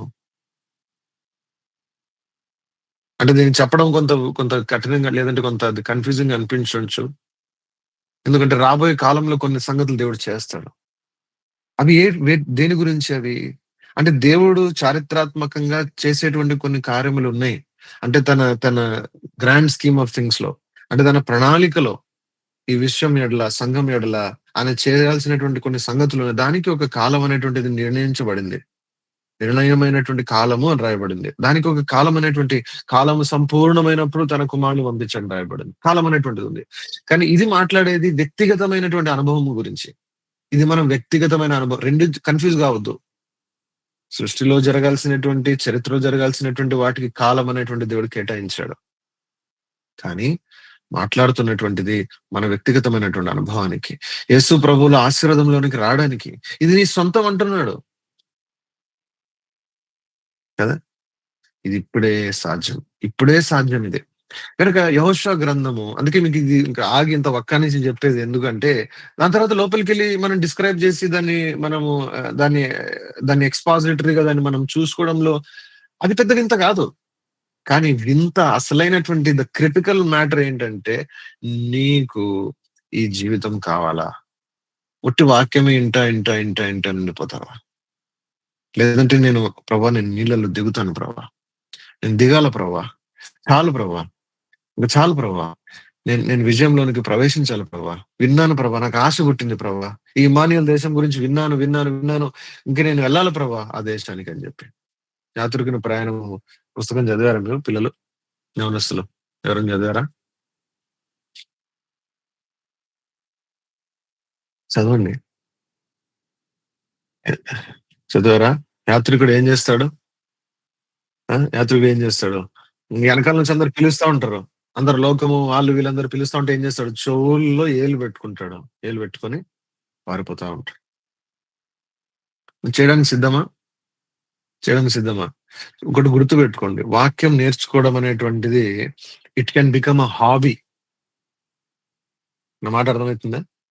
ఆ ప్రమాదం ఉంది. ఏంటి నీ ఫేవరెట్ పాస్ టైమ్ అంటే, ఏం లేదు బ్రదర్, నేను వాక్యం చదువుతాను. మంచిదే, వాక్యం చదవడం మంచిదే. కానీ అదొక హాబీగా మార్చేసి జస్ట్ దాన్ని అక్కడితోనే పరిమితి పెట్టేసి, అదే భక్తి జీవితం, అదే అట్లా వాక్యం నేర్చుకోవడం, వాక్యం చదవడం, వాక్యం రాసుకోవడం, వాక్యంని చక్కగా ఎక్స్‌ప్లెయిన్ చేయగలడము, ఇదే కాదండి. ఏంటి, మనము ప్రవేశించాలా. దేవుడు మన కొరకు సిద్ధపరిచినటువంటి సత్కార్యములో మనం ఏం చేయాలంట? వాటిలో మనం ప్రవేశించాలా. We must enter into the works of God కదా. కనుక యెహోషువ గ్రంథంకి వస్తున్నాము. సో యెహోషువ గ్రంథము 4 భాగాలుగా ఉంది. మొదటిది ప్రిపరేషన్ కదా. మొదటి 5 అధ్యాయాల్లో ఏమో సిద్ధపాటు గురించి రాయబడింది. ఆ తర్వాత ఏం రాయబడింది?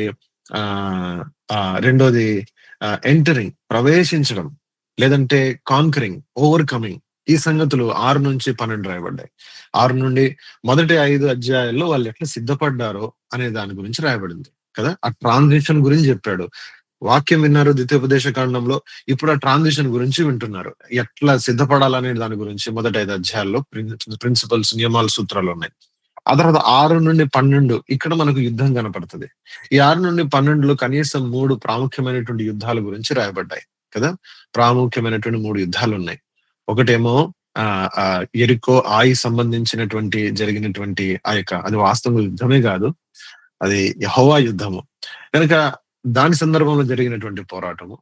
ఆ తర్వాత జరిగినటువంటి మెరోము అనేటువంటి నీళ్ళ దగ్గర జరిగినటువంటి ఆ యొక్క పోరాటము. ఆ తర్వాత చివరిగా అందరూ కూడా వారి మీదకి వచ్చినప్పుడు జరిగినటువంటి చివరి పోరాటం. ఈ 3 యుద్ధాలు వివరించబడ్డాయి. 3 యుద్ధాలు ఎందుకు వివరించబడ్డాయి? ఎన్నో యుద్ధాలు ఉన్నాయి. కానీ యుద్ధం ఎట్లా చేస్తారు అనేటువంటి 3 నియమాలు దాంట్లో ప్రాముఖ్యమైనటువంటి ఉన్నాయి గనుక ఆ మూడిటిని పరిశుద్ధాత్మ దేవుడు మన కొరకు ఇక్కడ గ్రంథస్థం చేసి ఉంచాడు. వాటిలో నుండి మనం యుద్ధం ఎలా చేస్తాం అనేటువంటిది నేర్చుకుంటాం.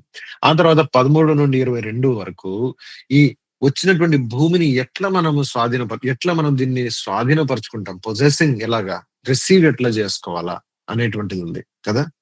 ఆ తర్వాత 23-24లో వీటిలో దీనిలో ఎట్లా మనం కొనసాగాల అనేటువంటి సంగతి కూడా ఉంది.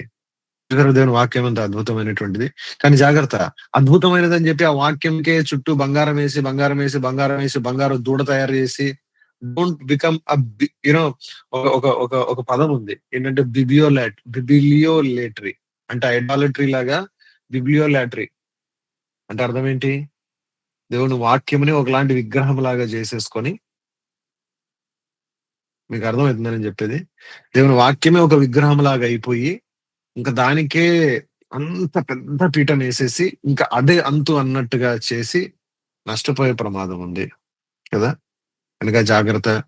దేవుని వాక్యము ఎలాంటిదంట? 2 అంచుల ఖడ్గం, 2 అంచుల వాడినటువంటి ఖడ్గం ఉంటుంది కనుక మనం వాటిని అన్వయించుకోవాలా కదా. ఈ సంగతులను విన్నవాడు కాదంట కదా, దీన్ని దీన్ని విన్నవాడు కాదంట, దాని ప్రకారం నడుచుకున్నటువంటి వాడు ధన్యుడు కదా. కనుక ముందుకెళ్దాం మనము. అయితే యెహోషువ గ్రంథము త్వరగా మనం ముందుకెళ్ళడానికి ప్రయత్నిస్తాము, టైం చేస్తున్నాం. యెహోషువ గ్రంథం మొదటి అధ్యాయము. మీరు మొదటి 5 అధ్యాయాలు చదివారని నేను నమ్ముతున్నాను. మొదటి అధ్యాయంలో మనకు కనపడుతున్నటువంటి ఆ మీకు కొంచెం ఈజీగా ఉంటది అన్నట్టు నేను కొంచెం అట్లా పిక్చర్స్ కూడా యాడ్ చేశాను. ఓకే, మొదటిది మనకు నియమం ఏంటి అంటే the principle of death and resurrection. మీరు గుర్తుపెట్టుకోండి, మొదటి భాగంలో ఏముంది. నేను మొదటి 2 వచనాలు ఇంగ్లీష్ లో చదువుతున్నాను. మీరు అక్కడ మీ దగ్గర తెలుగు ఉంటే తెలుగులో, లేదంటే ఇంగ్లీష్ ఉంటే ఇంగ్లీష్ చదవండి. మొదటి వచనం చదువుతున్నాను, మొదటి 2 వచనాలు. Now after the death of Moses, the servant of the Lord, it came to pass that the Lord spake unto Joshua the son of Nun, Moses minister, saying, Moses my servant is dead. Now therefore arise, go over this Jordan, thou and all these people, unto the land which I do give to them, even to the children of Israel. అక్కడ మధ్యలో red లో నేను పెట్టినటువంటి ఒక మాటను చూడండి. Moses my servant is dead, now therefore arise. ఇవి 2 అవసరమైనటువంటి అనుభవం. ఇప్పుడు దీంట్లోంచి ఎన్నెన్నో మనం తీసుకోవచ్చు. మోషేని ధర్మశాస్త్రంతో పోల్చి, యెహోషువని స్వార్థతో పోల్చొచ్చు. అనేకమైనటువంటి విషయాలు అనేకమైన రీతిలుగా మనం చేయొచ్చు కదా. ఒక మాటలో చెప్పాలంటే మోషేని దేవుని వాక్యముగా పోల్చి, లేదంటే దేవుని యొక్క వాక్యం తీసుకొచ్చినటువంటి ఆ విధానమును పోల్చి, యెహోషువనేమో తిరిగి ఆ వాక్యమును ఇప్పుడు మనం గైకొని లోబడి దాని ప్రకారంగా జీవించేటువంటి వాటిగా మలుచుకోవచ్చు. బట్ మ్యూట్ పెట్టండి అమ్మా, ఎవరిది మ్యూట్ ఓపెన్ ఉన్నట్టుంది.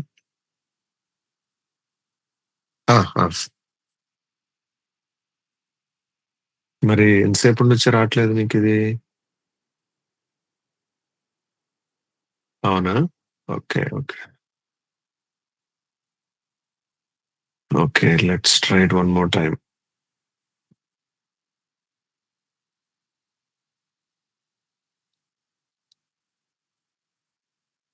ఇప్పుడు వస్తుంది. ఓకే, సరే. అయితే ఈ మోషే యెహోషువలను మనం ఎట్లా అంటే దీన్ని ఎన్నైనా రకాలుగా మనము అనుకోవచ్చు. దేవుని సేవకులు మనకంటే ముందున్నటువంటి అన్న వాళ్ళు ఎన్నో అద్భుతమైన సంగతులు మనకు నేర్పించారు. అయితే మనము ఇక్కడ నేర్చుకున్నటువంటిది ఏంటంటే దీస్ ఆర్ ప్రిన్సిపల్స్. ఎందుకంటే పర్సనల్ అప్లికేషన్ గురించి మాట్లాడుతున్నాం కాబట్టి మనం ఇక్కడ గమనిస్తున్న సంగతి ఏంటంటే యేసు ప్రభు యొక్క మరణము, యేసు ప్రభు యొక్క పునరుత్థానము. చూడండి, అంతా కూడా యేసుక్రీస్తు ప్రభు. ఆయన ఎంత విశాలమైనటువంటి వాడంటే ఆయనను వివరించడానికి అని చెప్పి ఒక జీవితము, ఒక పోలిక, ఒక మచ్చుక, ఒక ఛాయ మాత్రం సరిపోదు. కనుక అనేకమైనటువంటి మనుషులు, అనేకమైనటువంటి జీవితాలు, అనేకమైనటువంటి సంగతులను దేవుడు, పరిశుద్ధాత్మ దేవుడు దేవుని వాక్యములో ఆ రీతిగా మనకు ఇచ్చి ఉన్నాడు. కనుక మోషే యెహోషువ ఇద్దరు వేరువేరేనా? వేరు కాదు, ఒకటే. అంటే they represent the same principle. ఎవరు? యేసుక్రీస్తు ప్రభు కదా. మోషే ఆయన మరణమును తీసుకొని మనకు చూపిస్తా వచ్చింది కదా. ఆయన ఎట్లా విమోచించాడో తన మరణమును బట్టి, తోడుగా ఉండి ఎట్లా తీసుకొని వచ్చాడో కదా, ఇది చూపిస్తా వచ్చింది. ఇంకా దాని గురించి మనం ఎక్కువ చేయడానికి లేదు, ఎందుకంటే నిర్గమకాండం చదివినప్పుడు మనం దీని గురించి ఆలోచన. అయితే ఇప్పుడు యెహోషువ ఎవరు అంటే మనలో వచ్చినటువంటి యేసుక్రీస్తు ప్రభు యొక్క నూతనమైనటువంటి జీవము, లేదంటే మనలో ఉన్నటువంటి యేసుక్రీస్తు ప్రభు, లేదంటే మనలో ఉన్నటువంటి పరిశుద్ధాత్మ దేవుని యొక్క పునరుత్థాన బలమును బట్టి మనలో పనిచేస్తున్నటువంటి పరిశుద్ధాత్మ దేవుడు కదా. ఇవన్నీ మీరు అనుకోవచ్చు, అన్న ఇన్ని చెప్తున్నారన్న ఒకటి చెప్పండి అన్న. అదే ప్రాబ్లం మనకు. మనం ఏంటంటే మనము వాక్యమును మన లెవెల్ కి తీసుకొచ్చి, ప్రభా నా దగ్గర 4 ఏమంటారు బాక్సెస్ ఉన్నాయి, ఈ 4 బాక్సుల్లో నీ 4 సంగతులు పెట్టేసి అంటాం మనం. అట్లా కుదరదు కదా. పౌలు ఒక మాట అన్నాడు అపోస్తల కార్యంలో కదా, నేడు నేను ఈ యొక్క ఏమన్నాడు, సంఖ్యల్లో ఉన్నాడు అన్నాడు. I'm bound but the word of God is not bound. నేను వాక్యానికి సంఖ్యలు వేయడానికి లేదు కదా, అది సజీవమైనటువంటిది, దాంట్లో జీవము ఉంది. జీవానికి ఎక్కడ గీత గీస్తావు? జీవానికి గీయడానికి లేదు. కనుక ఈ మొదటి భాగంలో మోషే యెహోషువలు వారిద్దరిని మనం ఎట్లా చూస్తున్నాము అంటే యేసుక్రీస్తు ప్రభు యొక్క మరణమును సూచిస్తున్నటువంటి ఒకరైతే, యేసుక్రీస్తు ప్రభు యొక్క పునరుత్థానమును చూపిస్తున్నటువంటి ఒకరు.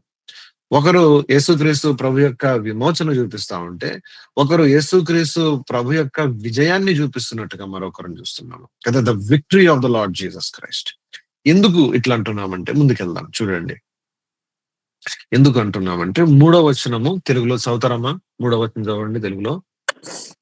నేను మోషేతో చెప్పినట్లు మీరు అడుగుపెట్టు ప్రతి స్థలమును మీకిచ్చుచున్నాను. ఇచ్చుచున్నాను అనుందమ్మా? ఇచ్చి ఉన్నాను అనుందా? మీకిచ్చుచున్నాను. ఇచ్చుచున్నాను. ఇంగ్లీష్ లో ఏమనుందంటే ఇచ్చి ఉన్నాను. That have I given unto you. ఇది పాస్ట్ టెన్స్, ఆల్రెడీ అయిపోయింది. ఏమంట? మీరు అడుగుపెట్టి ప్రతి స్థలమును మీకు ఇచ్చి ఉన్నాను. That have I given unto you. Given, I will give unto you కాదు. I have given unto you. I have given unto you. దేవుడు ఎప్పుడు కూడా ఇలాగే మాట్లాడతాడు. ఇలాగే ఇదే సందర్భంలో మనకు ముందు కూడా ఆ ఆ ఆ, గుర్తుంది కదా. ఓగు సీహోని సమయం లేదు అక్కడ సంఖ్యాకాండంలో. మీరు తర్వాత చూడండి. ఓగు సీహోని సందర్భంలో కూడా వారిని అప్పగించి ఉన్నాను అంటాడు. ఇంకా వీళ్ళు యుద్ధానికే పోలేదు, అప్పగించి ఉన్నాడు అంటాడు. నీ చేతికి అప్పగించి ఉన్నాను అంటాడు. అదేంది బ్రో, నేను ఇంకా వెళ్ళలేదు, యుద్ధం జరగలేదే. That's the whole point. It is so counterintuitive. అంటే ఇది మన మానవ అనుభవానికి ఎంత భిన్నమైనటువంటిదంటే, మనకు ఇది అర్థం, ఇది ఈ అనుభవంలో రావడానికే చాలా టైం పడుతుంది. మనం ఏంటంటే మనము వెలుచూపుతో చూసి దాన్ని లెక్క కడతాం. ఇది ఉందా అంటే ఉంది. దేవుడు ఏంటి, ప్రభు ఏం చేస్తున్నాడంటే, అది లేకపోయినా కూడా, మనకు కనిపించకపోయినా కూడా ఆయనకు కనపడతా ఉంది. ఆయన దృష్టికి అది వాస్తవమే, ఆయన దృష్టికి అది నిజమే, ఆయన దృష్టికి ఇది ఇప్పటికే అయిపోయింది. ఇచ్చి ఉన్నాను అంటున్నాడు, అప్పగించి ఉన్నాను అంటున్నాడు. I have given unto you. ఇది రెండో ప్రిన్సిపల్. మొదటి ప్రిన్సిపల్ ఏంటి చెప్పండి? మొదటి ప్రిన్సిపల్ ఏంటంటే the principle of death and resurrection of Christ కదా. ఈ రెండో ప్రిన్సిపల్ ఏంటి చెప్పండి? రెండో ప్రిన్సిపల్ వచ్చేసి ఇది దేని గురించి మాట్లాడుతుందంటే ద ప్రిన్సిపల్ ఆఫ్ ఇన్హెరిటెన్స్ కదా. ఎక్కడి నుంచి ఎక్కడి వరకు ఉందంట? ఇంకా ఇది వచ్చే వారం ఇంకో కొంచెం మీకు వివరంగా చెప్తాను. 4వ వచనము. 4వ వచనం చదువుతారమ్మా? ఎక్కడి నుంచి ఎక్కడి వరకు ఇచ్చాడంట? అరణ్యమును ఈ లెబానోను ఉమ్, మొదలుకొని మహానది ఉమ్, అయిన యూఫ్రటీసు నది వరకును, ఉమ్, హిత్తీయుల దేశమంతయు, పడమట ఉమ్, మహాసముద్రం వరకును మీకు సరిహద్దు. ఉమ్. అంటే ఒక మాటలో చెప్పాలంటే ఆ భూభాగం అంతటిని ఇచ్చేసాడు. వాస్తవంగా దీనికి ఒక చక్కటి ఆత్మీయమైనటువంటి అర్థం ఉంది. అది వచ్చే వారం ప్రభు అనుమతిస్తే చూస్తాము. కానీ అంటే ఈ ఇన్హెరిటెన్స్ అంతా కూడా, ఈ భూమి అంతా కూడా నేను మీకు ఇచ్చి ఉన్నాను. మీరు గమనించారా? కానీ ఇచ్చి ఉన్నాను అంటున్నాడు గానే ఆ, అది అది దేంతో దాన్ని ముడిపడి ఉందంట? మీరు అడుగు పెట్టే ప్రతి స్థలం. అంటే ఇది నాకు కావాలా ప్రభా, ఇది నాకు కావాలా, నాకు కావాలా, నాకు కావాలా అని చెప్పి మనం అడుగు పెట్టేటువంటి ప్రతి స్థలము మనకు అది సొంతం అవుతుంది తప్ప, మనం ఏదో ఇట్లా కూర్చొని నిద్రపోతాను ప్రభా, నువ్వే నాకు అంత చేసేసాయి అంటే అట్లా కుదరదు. మీరు అనొచ్చు మరి ఆయన ఎందుకు చేయట్లేదు అని చెప్పి. అట్లా కుదరదు కదా, అలా కుదరదు కదా. ఆయన పనంతా చేసేస్తాడు, విజయం అంతా కూడా పొందేస్తాడు, అంతా అయిపోయింది. నిన్నేమంటున్నాడు? నువ్వు వెళ్ళి తీసుకో అంటున్నాడు. నువ్వు వెళ్ళి ముందుకెళ్ళి అడుగు ముందుకే అంటున్నాడు. ముందుకు రా, పైకి రా అంటున్నాడు. మనం ఏమనుకుంటున్నాము? పైకి రా, ముందుకు రా అని చెప్పేటువంటి ఆ మాట విన్నప్పుడు మనకేమనిపిస్తుంది అంటే, నువ్వు కష్టపడు, నువ్వు చేయి అన్నట్టుగా మనకి వినపడుతుంది. నిన్నేం చేయమనట్లేదు, నేను నమ్మమంటున్నాడు. ధైర్యం చేసి ముందుకు రా అంటున్నాడు. ధైర్యం చేయి, ముందుకు రా, ముందుకు రా, ముందుకు రా, అడిగేయి అంటున్నాడు. నువ్వు అడుగు పెట్టు ప్రతి స్థలం. చూడండి, అపోస్తుల కార్యంలో ఒక చక్కటి మాట ఉంది. అపోస్తుల కార్యము 11వ అధ్యాయము. అపోస్తుల కార్యము 11వ అధ్యాయము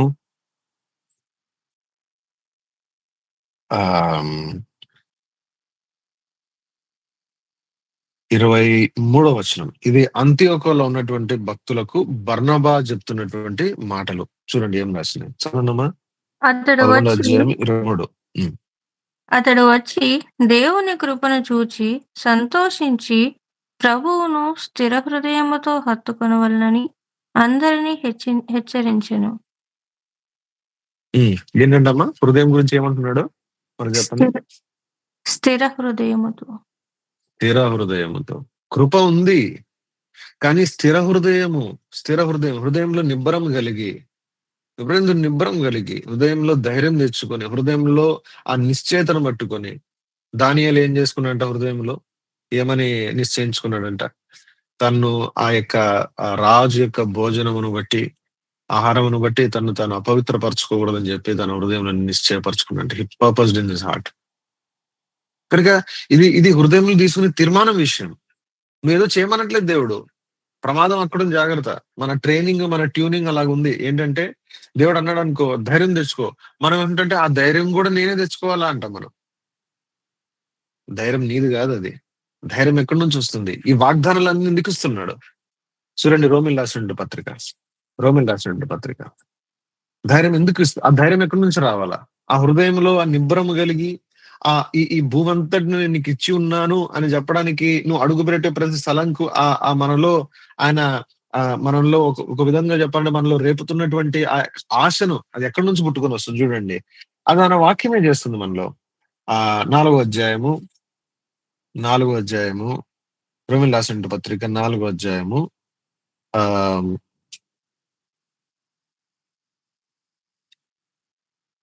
మీకు తెలిసిన భాగమే కాబట్టి సమయం బట్టి త్వరగా చదువుతాము. 19 నుండి 21 వరకు చదవనమ్మా. మరియు అతడి విశ్వాసమునందు బలహీనుడు కాక రమారమి 100 వయసు గలవాడై ఉండి అప్పటికి తన శరీరం మృతతుల్యమైనట్లును సారా గర్భమును మృతతుల్యమైనట్లును ఆలోచించెను గాని చూడండి, ఒక నిమిషమ్మా. ఏమని ఆలోచిస్తున్నాడంట?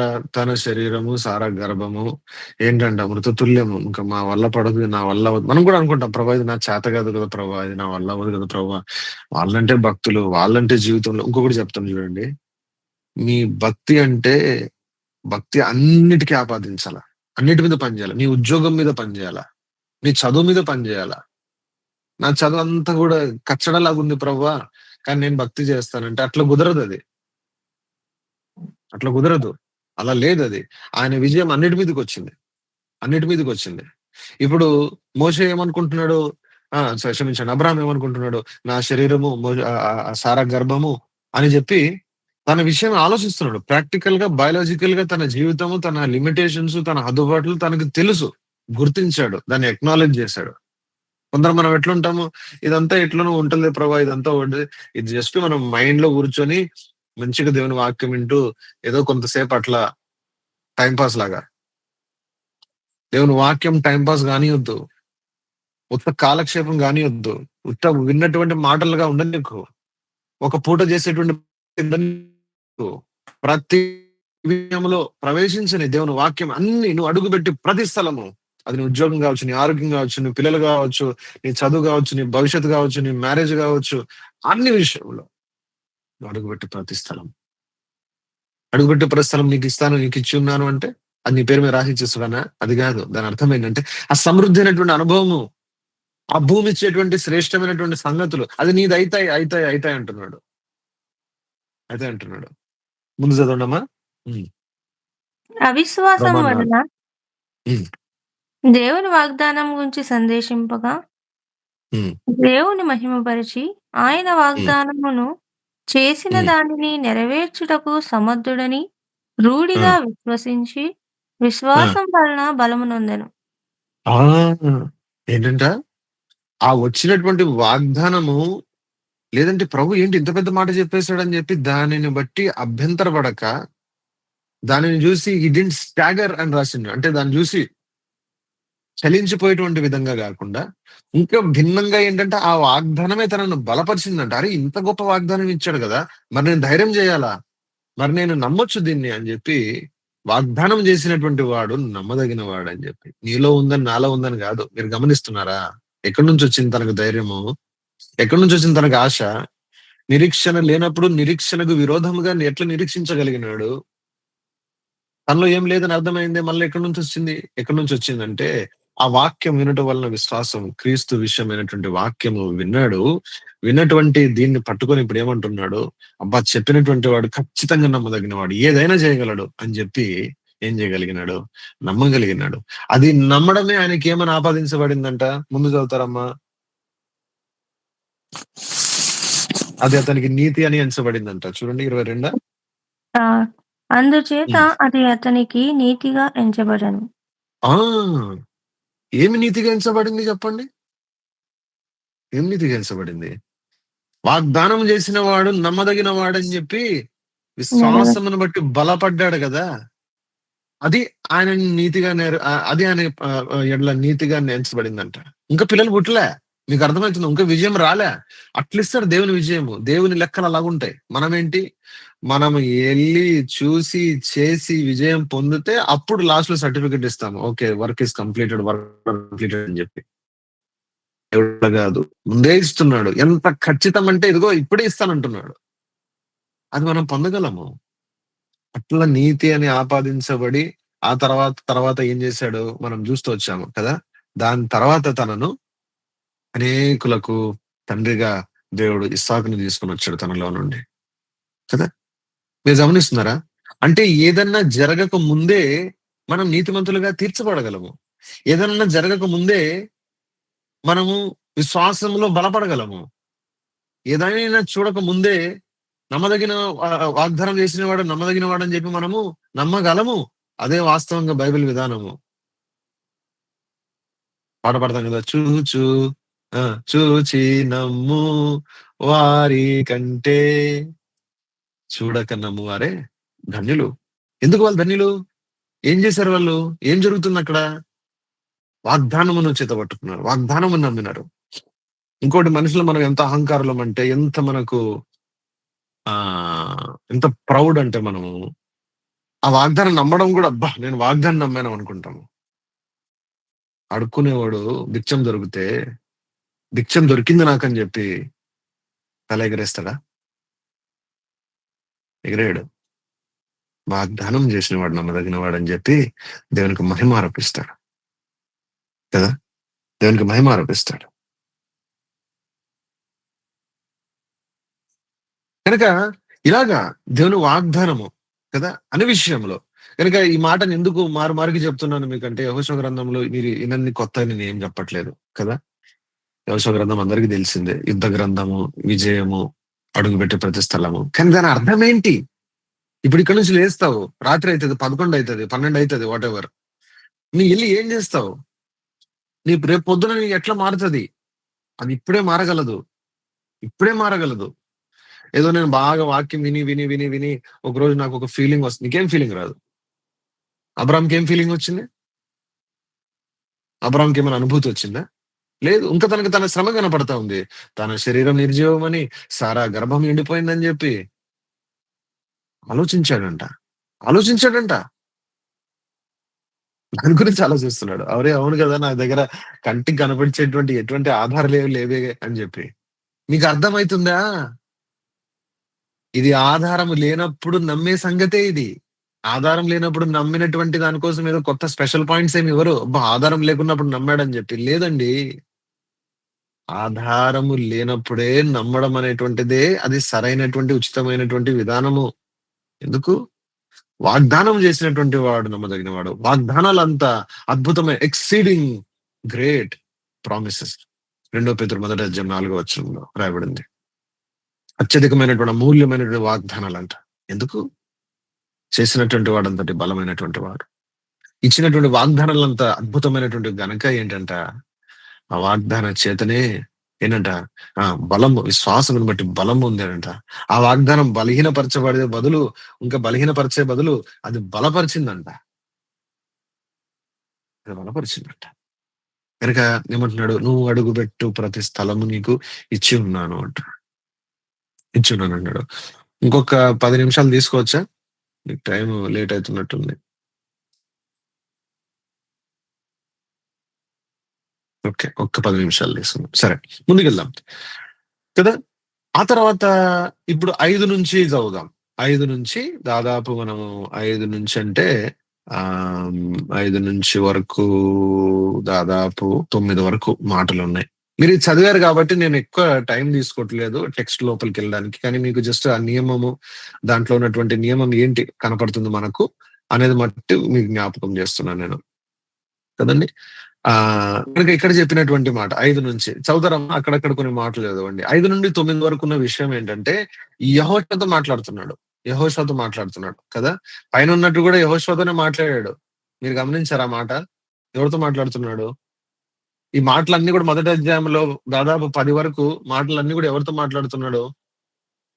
The Lord spake unto Joshua the son of Nun, Moses minister. ఎవరితో మాట్లాడుతున్నాడు? మన శరీరంతో మాట్లాడుతున్నాడా?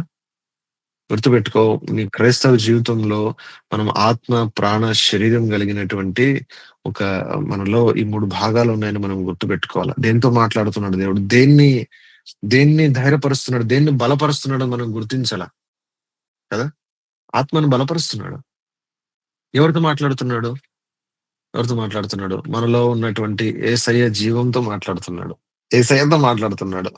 ఇంకో మాటలో చెప్పాలంటే యెహోషువ ఎవరంటే అండి, యెహోషువ is our position in Christ,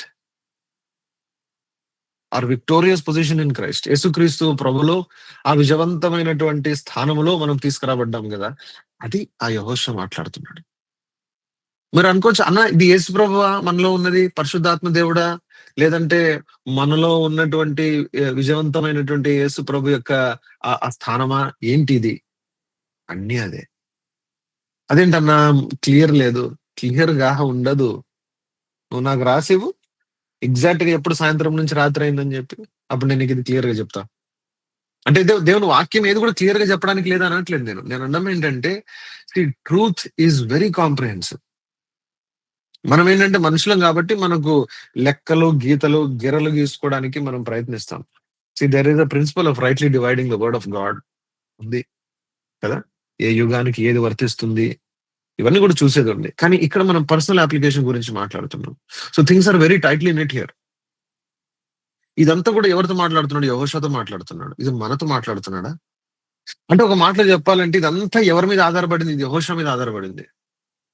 దీనికి మీరు అనుకోవచ్చు, అన్న మీరు కొంచెం ఎగ్జాజరేట్ చేస్తున్నారేమో. మీరు చదివితే నిర్గమాకాండం 17వ అధ్యాయం పోయిన వారం మనం చూసాం. అక్కడ రెఫీదీం యుద్ధం ఉంటది, ద వాటర్స్ ఆఫ్ రెఫీడీం. అక్కడ జరిగినటువంటి సంగతి మనం చూసాం. అక్కడ యుద్ధం ఎవరు చేసినట్టు రాశారు? యెహోషువ చేసినట్టు రాశాడు. ఎవరి చెవిలో ఈ సంగతులను పలకమని చెప్పాడు మోషేకి దేవుడు? యెహోషువ చెవిలో పలకమని చెప్పాడు. అదేంటి, యుద్ధం మిగతా ఇజ్రాయేలీలు చేయలేదా? చేశారు. మరి యెహోషువ ఎందుకు? ఎందుకంటే యెహోవా మరొకరిని సూచిస్తా ఉన్నాడు. మన విజయం అంతా కూడా ఒకని నాయకత్వంలో ముడిపడి ఉంది. ఎవరు చెప్పండి? ఆయన పునరుత్థానుడైనటువంటి యేసుక్రీస్తు ప్రభు. మనము పాపం నుంచి దాటించబడ్డాము, నరకంకి కూడా వెళ్ళము. కానీ ఉత్త నరకంకి వెళ్ళకుండా జస్ట్ ఏదో పాస్ మార్కులతో పాస్ అయినట్టు కాకుండా దేవుడు ఏం కోరుతున్నాడు? మనం ఎక్కడికి రావాలంట? దేవుడు కోరుతున్నది ఏంటంటే మనం ఏలుబడిలోనికి రావాలా ఆయనతో పాటు కదా. అది చేయడానికి ఇష్టపడతా ఉన్నాడు. కనుక ఇవన్నీ కూడా యెహోషువతో మాట్లాడుతూ ఉన్నాడు. మాట్లాడుతూ ఇప్పుడు మనం వస్తే 5వ వచనంలో యెహోషువతో ఏమంటున్నాడు చూడండి. 5వ వచనంలో 5వ వచనం చదువుతారమ్మా. మొదటి అధ్యాయం 5వ వచనం.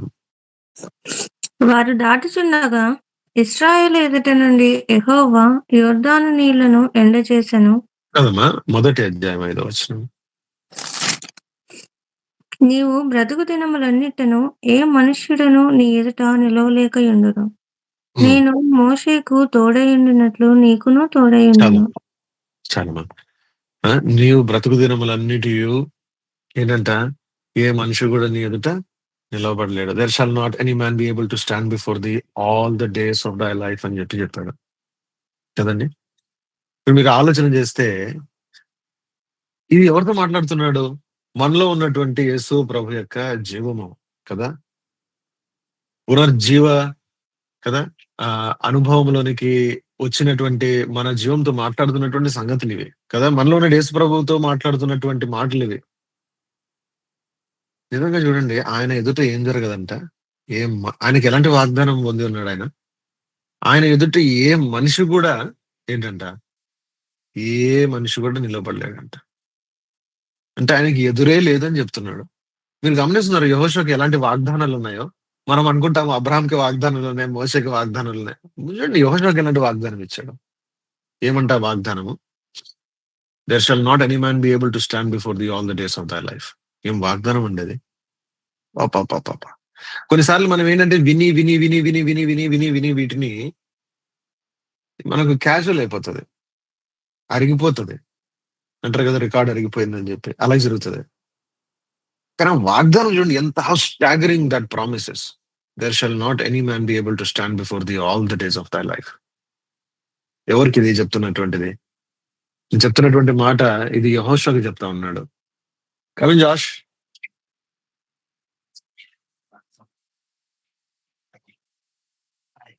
You need something?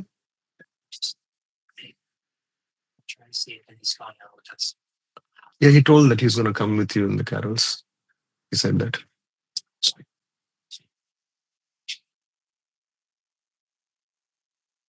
కనుక ఆ వాగ్దానం యొక్క బరువు చూడండి ఎంత గొప్పగా ఉందో, ఎంత అద్భుతంగా ఉందో. ఏంటంటే there shall not any man be able to stand before thee all the days of life, all the days of their life. ఇది ఎవరి వాగ్దానం చెప్పండి? ఇది ఏ మనిషికి వర్తిస్తుంది? ఇది నిజంగా అక్షరాల యెహోషువకైనా వర్తిస్తుందా? పూర్తిగా వర్తిస్తుందా ఇది? కానీ ఒకరికి వర్తిస్తాయి. బైబిల్లో కొన్ని మాటలు ఇలాంటివి ఉంటే మనం చూసినప్పుడు మనం అనుకుంటాము, ప్రభా ఏదో జస్ట్ అట్లా పై పైన రాసేసారేమో. మన అమ్మమ్మమ్మలు నానమ్మలు అంటారు కదా, నువ్వు బంగారం రా, నువ్వు కొండవరా అంటారు కదా. మనం కూడా అనుకుంటాం బంగారం కొండ అంటున్నారంటే బంగారం కొండ కాదు, కానీ ఏంటంటే చాలా ఇష్టము అట్లా రేపు మనం అనుకుంటాం. బైబిల్లో కొన్ని మాటలు ఇలాగ ఉంటాయి, మనకు అనిపిస్తే ఇది కూడా నువ్వు బంగారము నువ్వు కొండవు అన్నట్టుగా అనిపిస్తాయి మనకు. అది మామూలుగా మనుషులకు బంగారము కొండవు అన్నట్టుగా అనిపించవచ్చు, కానీ అది యేసు ప్రభు యొక్క దృష్టితో మనం చూస్తే ఆయనకు ఆ మాట 100% వర్తిస్తుంది. చూడండి ఏం మాట అది. There shall not any man be able to stand before thee all the days of thy life. అలాంటి వాణి నాయకత్వంలో నీవు నేను ఉన్నాం. నువ్వు ఉన్నావా? ఉన్నావన్న సంగతి మర్చిపోయినావా? నా జీవితానికి నేనే నావికుడిని అని చెప్పేసి నువ్వే ఏదో ఏమంటారు కష్టపడుతున్నావా? ఇంత అద్భుతమైనటువంటి సంగతి. ఇదేం మాట్లాడుతుంది? పైన ప్రిన్సిపల్ రాస్తాను కానీ I don't know if I wrote it properly. The principle of the Lord's victory and his word. ఏంటంట? ఏం ప్రిన్సిపల్ చెప్పండి ఇది? ఇదే నియమము.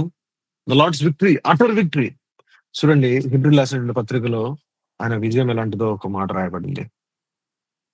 చూడండి 2వ అధ్యాయము 2వ అధ్యాయము 8వ వచనము చూడండి. వాని పాదముల కింద సమస్తమును ఉంచితిని, ఆయన సమస్తమును వానికి లోబరిచినప్పుడు వానికి లోబరచకుండా దేనిని విడిచిపెట్టలేదు. ఏంటంట?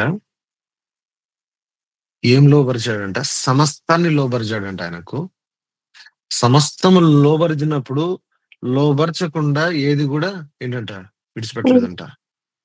ఏది విడిచిపెట్టలేదంట. ఎంత అండి యేసుప్రభు యొక్క విజయము. మనం ఇది గాల్లో మాటలాగా మాట్లాడొద్దు. దేవుని సన్నిధిలోనికి వచ్చిన తర్వాత don't say anything that you don't mean. Right? This is the war. This is a war. We have to overcome, brothers. We have to overcome. We cannot just live this way and think that, well, everyone is just living that way. Well, everyone goes through, definitely a phase of, brokenness, goes through a phase of defeat, no doubt. But sooner or later, we must overcome. మనం రావాల్సిందే. ఇంకొక మాట చూడండి, ఫిలిప్పీయులకు రాసిన పత్రిక 3వ అధ్యాయం 21.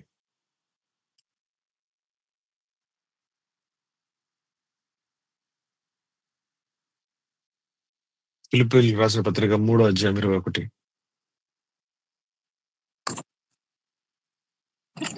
అతనికి సమస్తమును తనకు లోబర్చుకుని జాలిన శక్తిని బట్టి ఆయన మన దీన శరీరమును తన మహిమ గల శరీరమునకు సమరూపము గల దానిగా మార్చును. ఏంటంట ఆయనలో ఎలాంటి శక్తి ఉందంటే యేసుప్రభులో సమస్తము లోబరుచుకునేటువంటి శక్తి. ఏం శక్తి అండి అది? ఎలాంటి శక్తి అది? ఏం మాట అది అసలు? దేవుడు ఈ మాట నీకు కొత్తగా చేయనుగాక, నాకు ఇది మాట కొత్తగా చేయనుగాక. ఈ యెహోషువ 1వ అధ్యాయం 5వ వచనంలో there shall not any man be able to stand before thee all the days of thy life. ఇది వస్తే యెహోషువకే వర్తిస్తుందా అన్న? మరి చాలా మంది నాకు ఇచ్చారు ఈ వాగ్దానము. ఇది నీకు కూడా వర్తిస్తది. ఎప్పుడు వర్తిస్తది? నువ్వు ఆ పరమ యెహోషువ యొక్క ఆ దినములో నాయకత్వంలో ఉంటే నీకు కూడా వర్తిస్తది. నాకు కూడా వర్తిస్తది.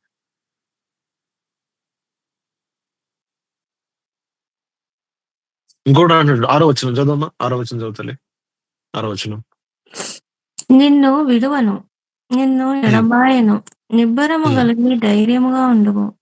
హ్మ్. వారికిచ్చదనని నేను వారి పితరులతో ప్రమాణము చేసిన ఈ దేశమును నిశ్చయముగా నీవు ఈ ప్రజలు స్వాధీనము చేసెదవు. హ్మ్. నీవు ఈ ఈ ప్రజలకు స్వాధీనము చేసెదవు. స్వాధీనం చేసేదవు.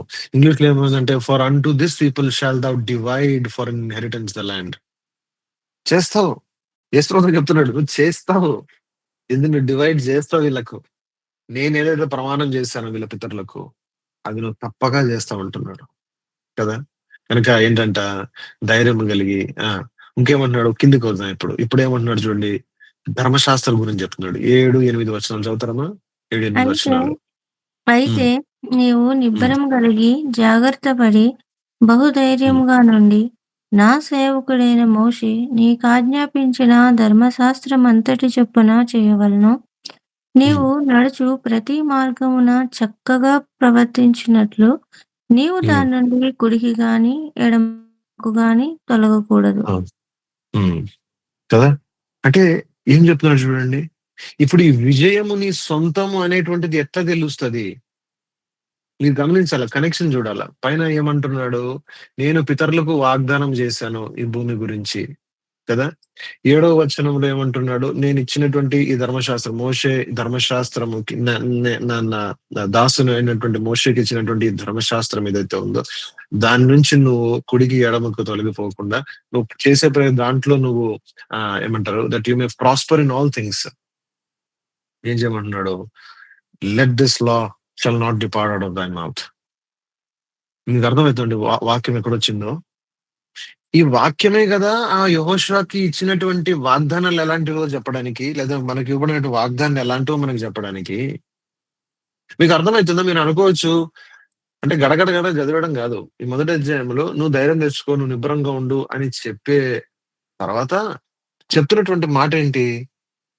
నువ్వు అన్ని విషయంలో గూడా దట్ థౌ మే ప్రాస్పర్ విథర్సోఎవర్ నువ్వు ఎల్లు ప్రతి స్థలంలో నువ్వు సమృద్ధి, నువ్వు అభివృద్ధి, నువ్వు విజయము పొందినట్లు ఈ మోషే ధర్మశాస్త్రంలో నుండి కుడి ఎడమ తొలగిపోకుండా ఈ ధర్మశాస్త్ర గ్రంథముని యొక్క నోటి నుంచి అది తొలగిపోకూడదని చెప్తున్నాడు. ఎందుకు చెప్తున్నాడు? ఇదే యుద్ధ ఆయుధం. ఇదే యుద్ధాయుధం. యుద్ధానికెళ్తున్నాము. సందర్భం ఏంటి? యుద్ధానికెళ్తున్నావు. నువ్వు అడుగుపెట్టు ప్రతి స్థలం అంటున్నాడు. నేను నీకు ఇచ్చి ఉన్నాను అంటున్నాడు. మరి దీన్ని ఎట్లా స్వాధీనపరచుకోవాలి? స్ట్రాటజీ ఏంటి? యుద్ధ ఆయుధాలేంటి? అసలు మనకున్నటువంటి ఆ యొక్క ఆత్మ సంబంధమైనటువంటి వనరులేంటి? ఇవన్నీ గూడా ఎక్కడున్నాయి? దేవుని వాక్యంలో ఉన్నాయి. అన్నిటికంటే మించి వాగ్దానాలు ఎక్కడున్నాయి? దేవుని వాక్యంలో ఉన్నాయి.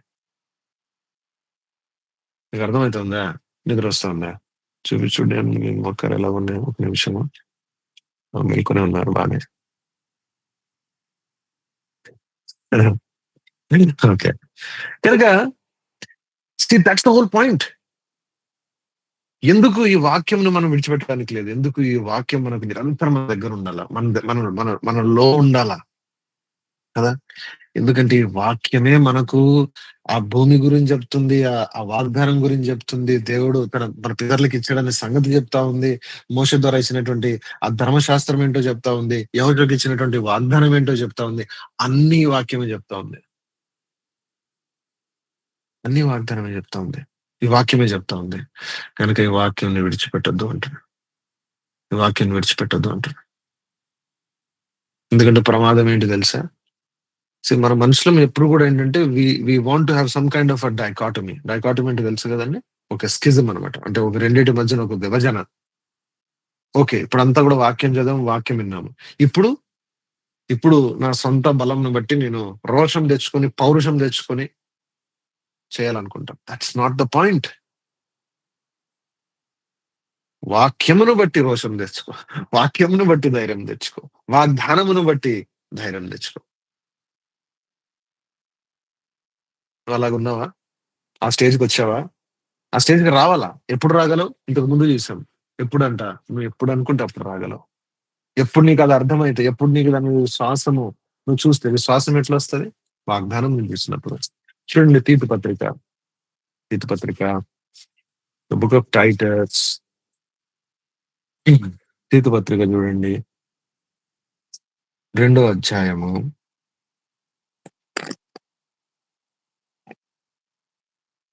10వ వచనం, 9-10 వచనాలు చూడండి. అక్కడ సందర్భం చూడండి, ఎవరితో మాట్లాడుతున్నాడు, ఏం మాట్లాడాడు పౌలు చూడండి. తీతుకు రాస్తున్నాడు, ఎవరికి ఏం చెప్పమంటున్నాడు గమనించండి. చదమ్మా. దాసులైన వారు అన్ని విషయముల యందు మన రక్షకుడు ఒక నిమిషం. దాసులు అంటే వీళ్ళు అంటే చాలా నిమ్న స్థితిలో పని చేసేటువంటి వాళ్ళు. వైట్ కాలర్ జాబ్ కాదు, బ్లూ కాలర్ జాబ్ కూడా కాదు, ఇది దాసులు అంట కదా. ఇంటిలో సహాయం చేసే వాళ్ళు అయిండొచ్చు. అలాంటి వాళ్ళకి ఏం చెప్తున్నాడో గమనించాలి. చదవండి అమ్మా. దాసులైన వారు అన్ని విషయముల యందు మన రక్షకుడగు దేవుని ఉపదేశమును అలంకరించినట్లు తమ యజమానులకు ఎదురు మాట చెప్పక, ఏమయు అపహరింపక, సంపూర్ణమైన మంచి నమ్మకమును కనపరచుచు, అన్ని కార్యములందు వారిని సంతోషపెట్టుచు, వారికి లోబడి ఉండవలనని వారికి హెచ్చరించును. మరలా ఒకసారి ఆ టెక్స్ట్ చూడండి, అక్కడ ఏమంటున్నాడు? దాసులతో చెప్తూ ఏమంటున్నాడంటే, ఈ దాసులకు చెప్తున్నటువంటి మాట ఏంటంటే, అన్ని విషయములో మన దేవుని యొక్క మళ్ళొకసారి చదవండి అమ్మా మాట. దేవుని యొక్క మన రక్షకుడగు దేవుని ఉపదేశమును అలంకరించినట్లు. అంటే అన్ని విషయంలో అంట, అన్ని విషయంలో, అన్ని సంగతుల్లో కూడా మన దేవుని యొక్క బోధ ఏదైతే వాక్యం ఏదైతే ఉందో ఇది అలంకరించబడినట్లు, ఇది అలంకారముగా కనిపించే అంటే చక్కగా పరచబడేటువంటిగా చేయడానికి ఏమంటున్నాడు ఏంటంట, నువ్వు లోబడి ఉండు, ఎదురు చెప్పొద్దు అని చెప్తా ఉన్నాడు. మీకు అర్థమవుతుందంటే what I'm trying to basically draw the conclusion అంటే, అంతటి నిమ్న స్థితిలో అంతటి మీనియల్ జాబ్ చేస్తున్నటువంటి వాళ్లకు ఏమంటున్నాడు, అన్ని విషయంలో దేవుని యొక్క బోధ, దేవుని యొక్క సత్యము, దేవుని యొక్క ఉపదేశమును ఏం చేయమన్నాడు, అలంకరించు అంటున్నాడు. నువ్వు అట్లా ఉందా? ఇప్పుడు వినేసి వదిలేస్తావా? కొందరు మీకు మ్యారేజ్ అయింది, దీంట్లో భార్యాభర్తలు ఉన్నారు, భార్యతో మాట్లాడినప్పుడు, భర్తతో మాట్లాడినప్పుడు, లేదంటే అక్క చెల్లెలు ఉన్నారు, పేరెంట్స్ ఉన్నారు, వాళ్ళతో మాట్లాడినప్పుడు అన్ని విషయంలో దేవుని యొక్క బోధ ఉపదేశము అలంకరించినట్లు. Do you do that? చేసే చిన్న చిన్న మాటలు. That is Joshua, that is the book of Joshua. Enter, అంటే నువ్వు అడుగుపెట్టు ప్రతి స్థలము అని చెప్తూ ఎట్లా నువ్వు అడుగు పెట్టాలంటున్నాడు. ఈ ధర్మశాస్త్ర గ్రంథము నీ నోటి నుంచి తొలగిపోదు, దాని నుంచి కుడికని ఎడమే నువ్వు దాటిపోద్దు అంటున్నాడు.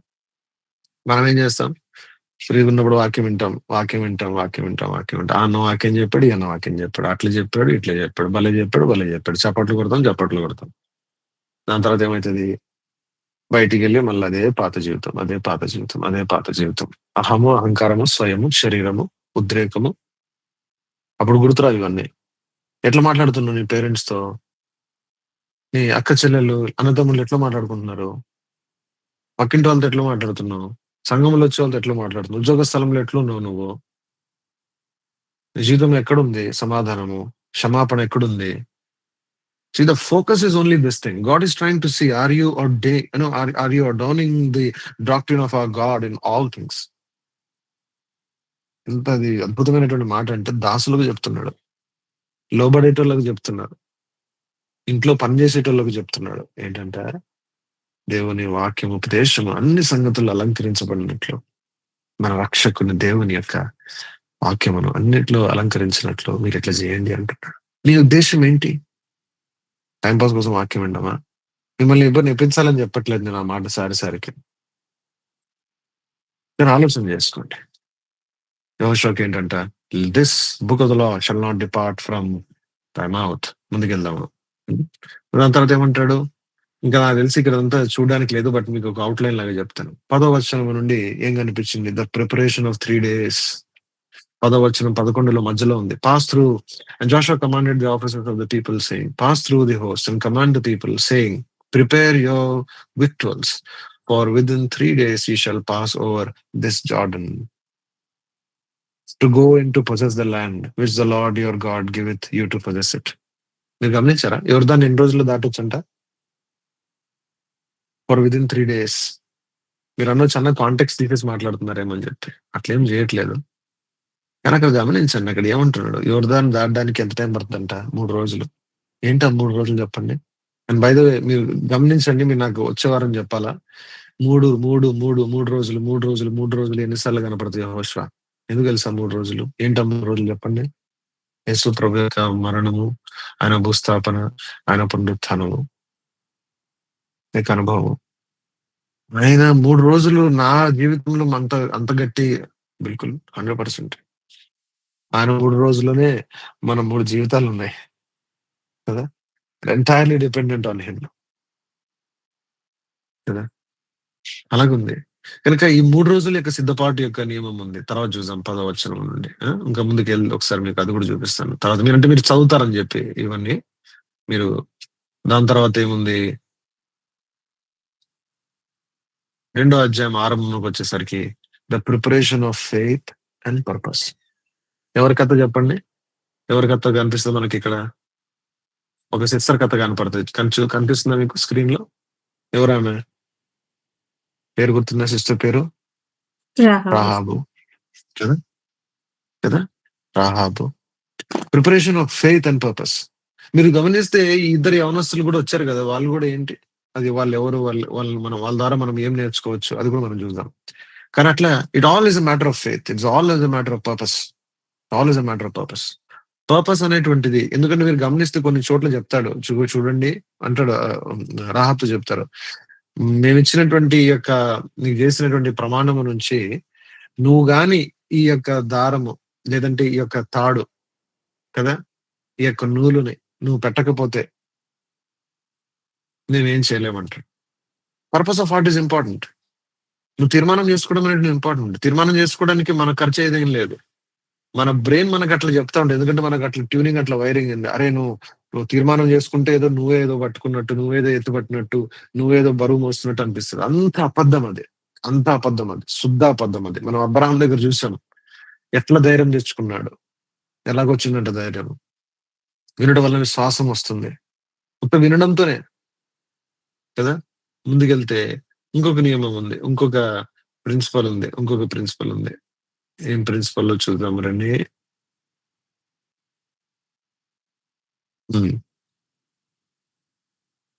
ఇక్కడ చూడండి, ఇక్కడేముంది? 3వ అధ్యాయంకి వచ్చేసరికి the preparation to bear the ascended Lord. ఏంటంటే ఇది మీరు అనుకోవచ్చు, అన్న ఏం రాశాను ఇంగ్లీష్ లో అని చెప్పి. ఇక్కడ 3వ అధ్యాయంలో వాళ్ళు ఎలాగ యోర్దాన్ దాటాలా వివరించబడ్డారు. అంటే ఆ ఆ యొక్క యాజకులు, లేవీలైనటువంటి యాజకులు తమ భుజముల మీద దేవుని మందసం, అనగా ఎవరు మందసం చెప్పండి? యేసుక్రీస్తు ప్రభు. ఆ మందసమును మోసుకొని వెళ్ళే కొలది అప్పుడే ఈ ఈ ద్వారం తెరవబడుతుంది. ఏంటి యోర్దాన్ అంటే? యోర్దాన్ అంటే ఒకలాంటి మరణం. అది మరణం యొక్క అనుభవం, సిలువ యొక్క అనుభవం. అది మనం చేయలేం, మనకు బలం లేదు అది చేయడానికి. అమ్మో, మనల్ని మనం సిలువ వేసుకోగలమా? చేయలేం కదా. దాటితే ఉంది విజయం. కానీ ఈ విజయంలోనికి ఎట్లా ప్రవేశించగలము అని చెప్పి చెప్తా ఉన్నాడు కదా.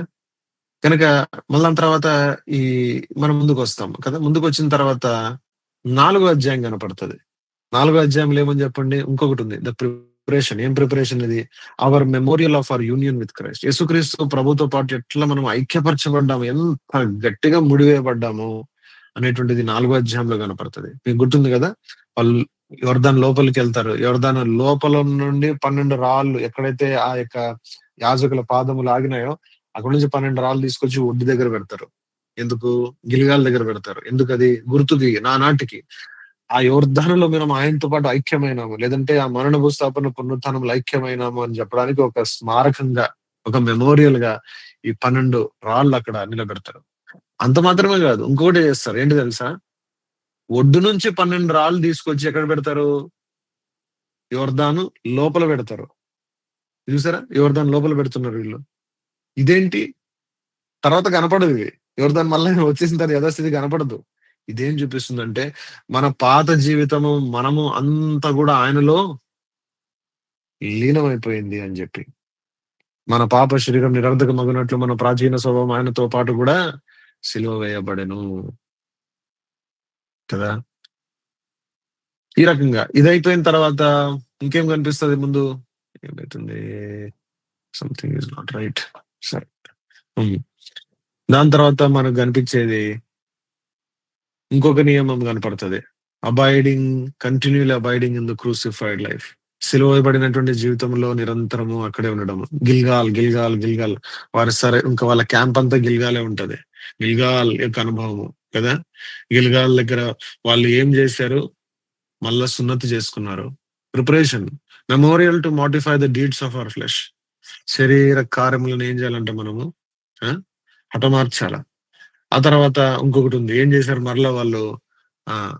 గిల్గాల్ దగ్గర 14వ దినమున మాసం ఏం చేశారు? వాళ్ళు తిరిగి వాళ్ళు ఆ పస్కాను ఆచరించారు. ఇంకోటి చేశారు. ఏంటి తెలుసా? పస్కాను ఆచరించడం మాత్రమే కాదు, వాళ్ళు ఆ రోజు తర్వాత మన్నా ఆగిపోయిందంట. ఎప్పుడు తెలుసా?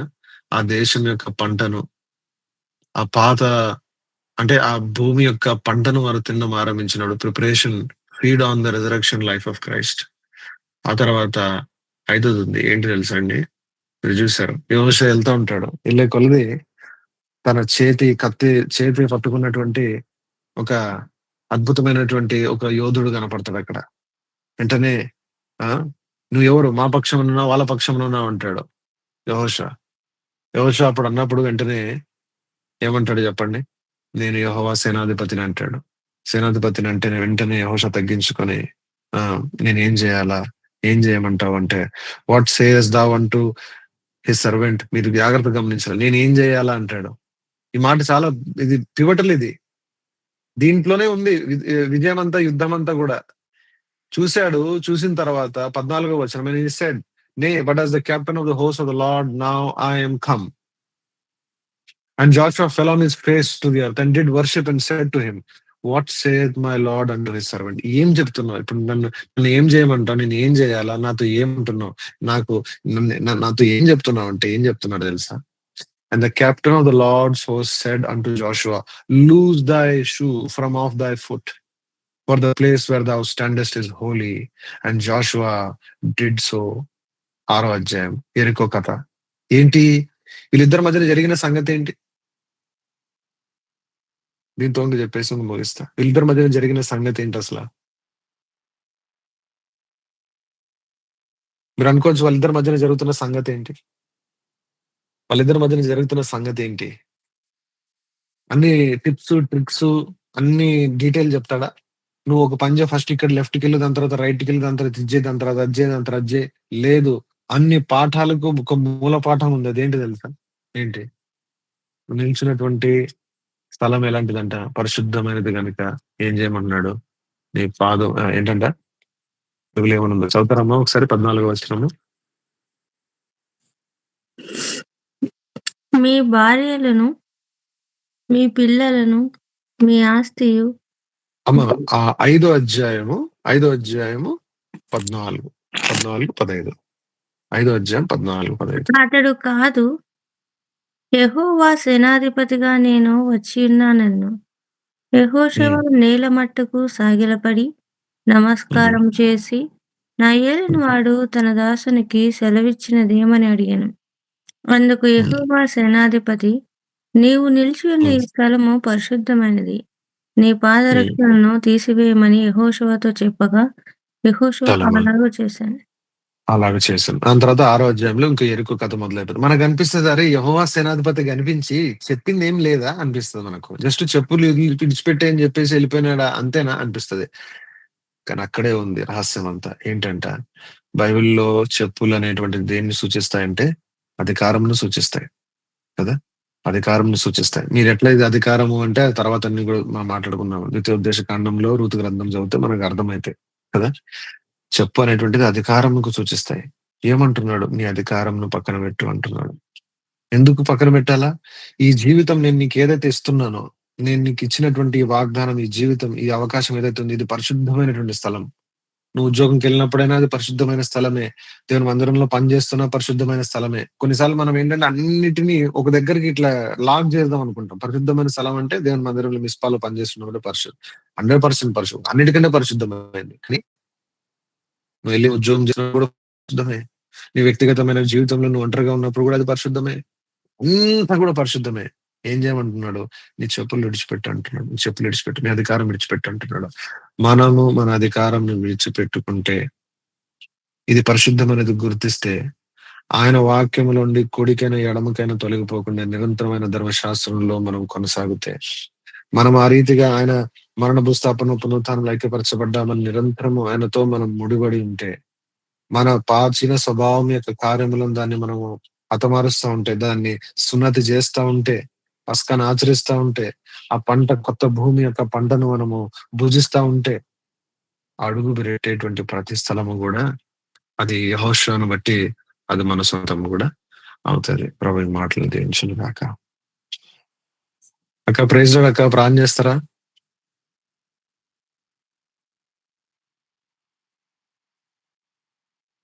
అవునక్క. అంటే ఇక్కడ అమెరికా చలి, అమెరికా పరిస్థితులున్నాయి గదా!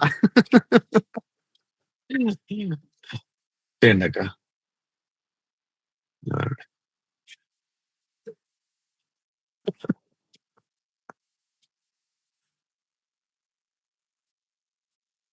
హ్మ్.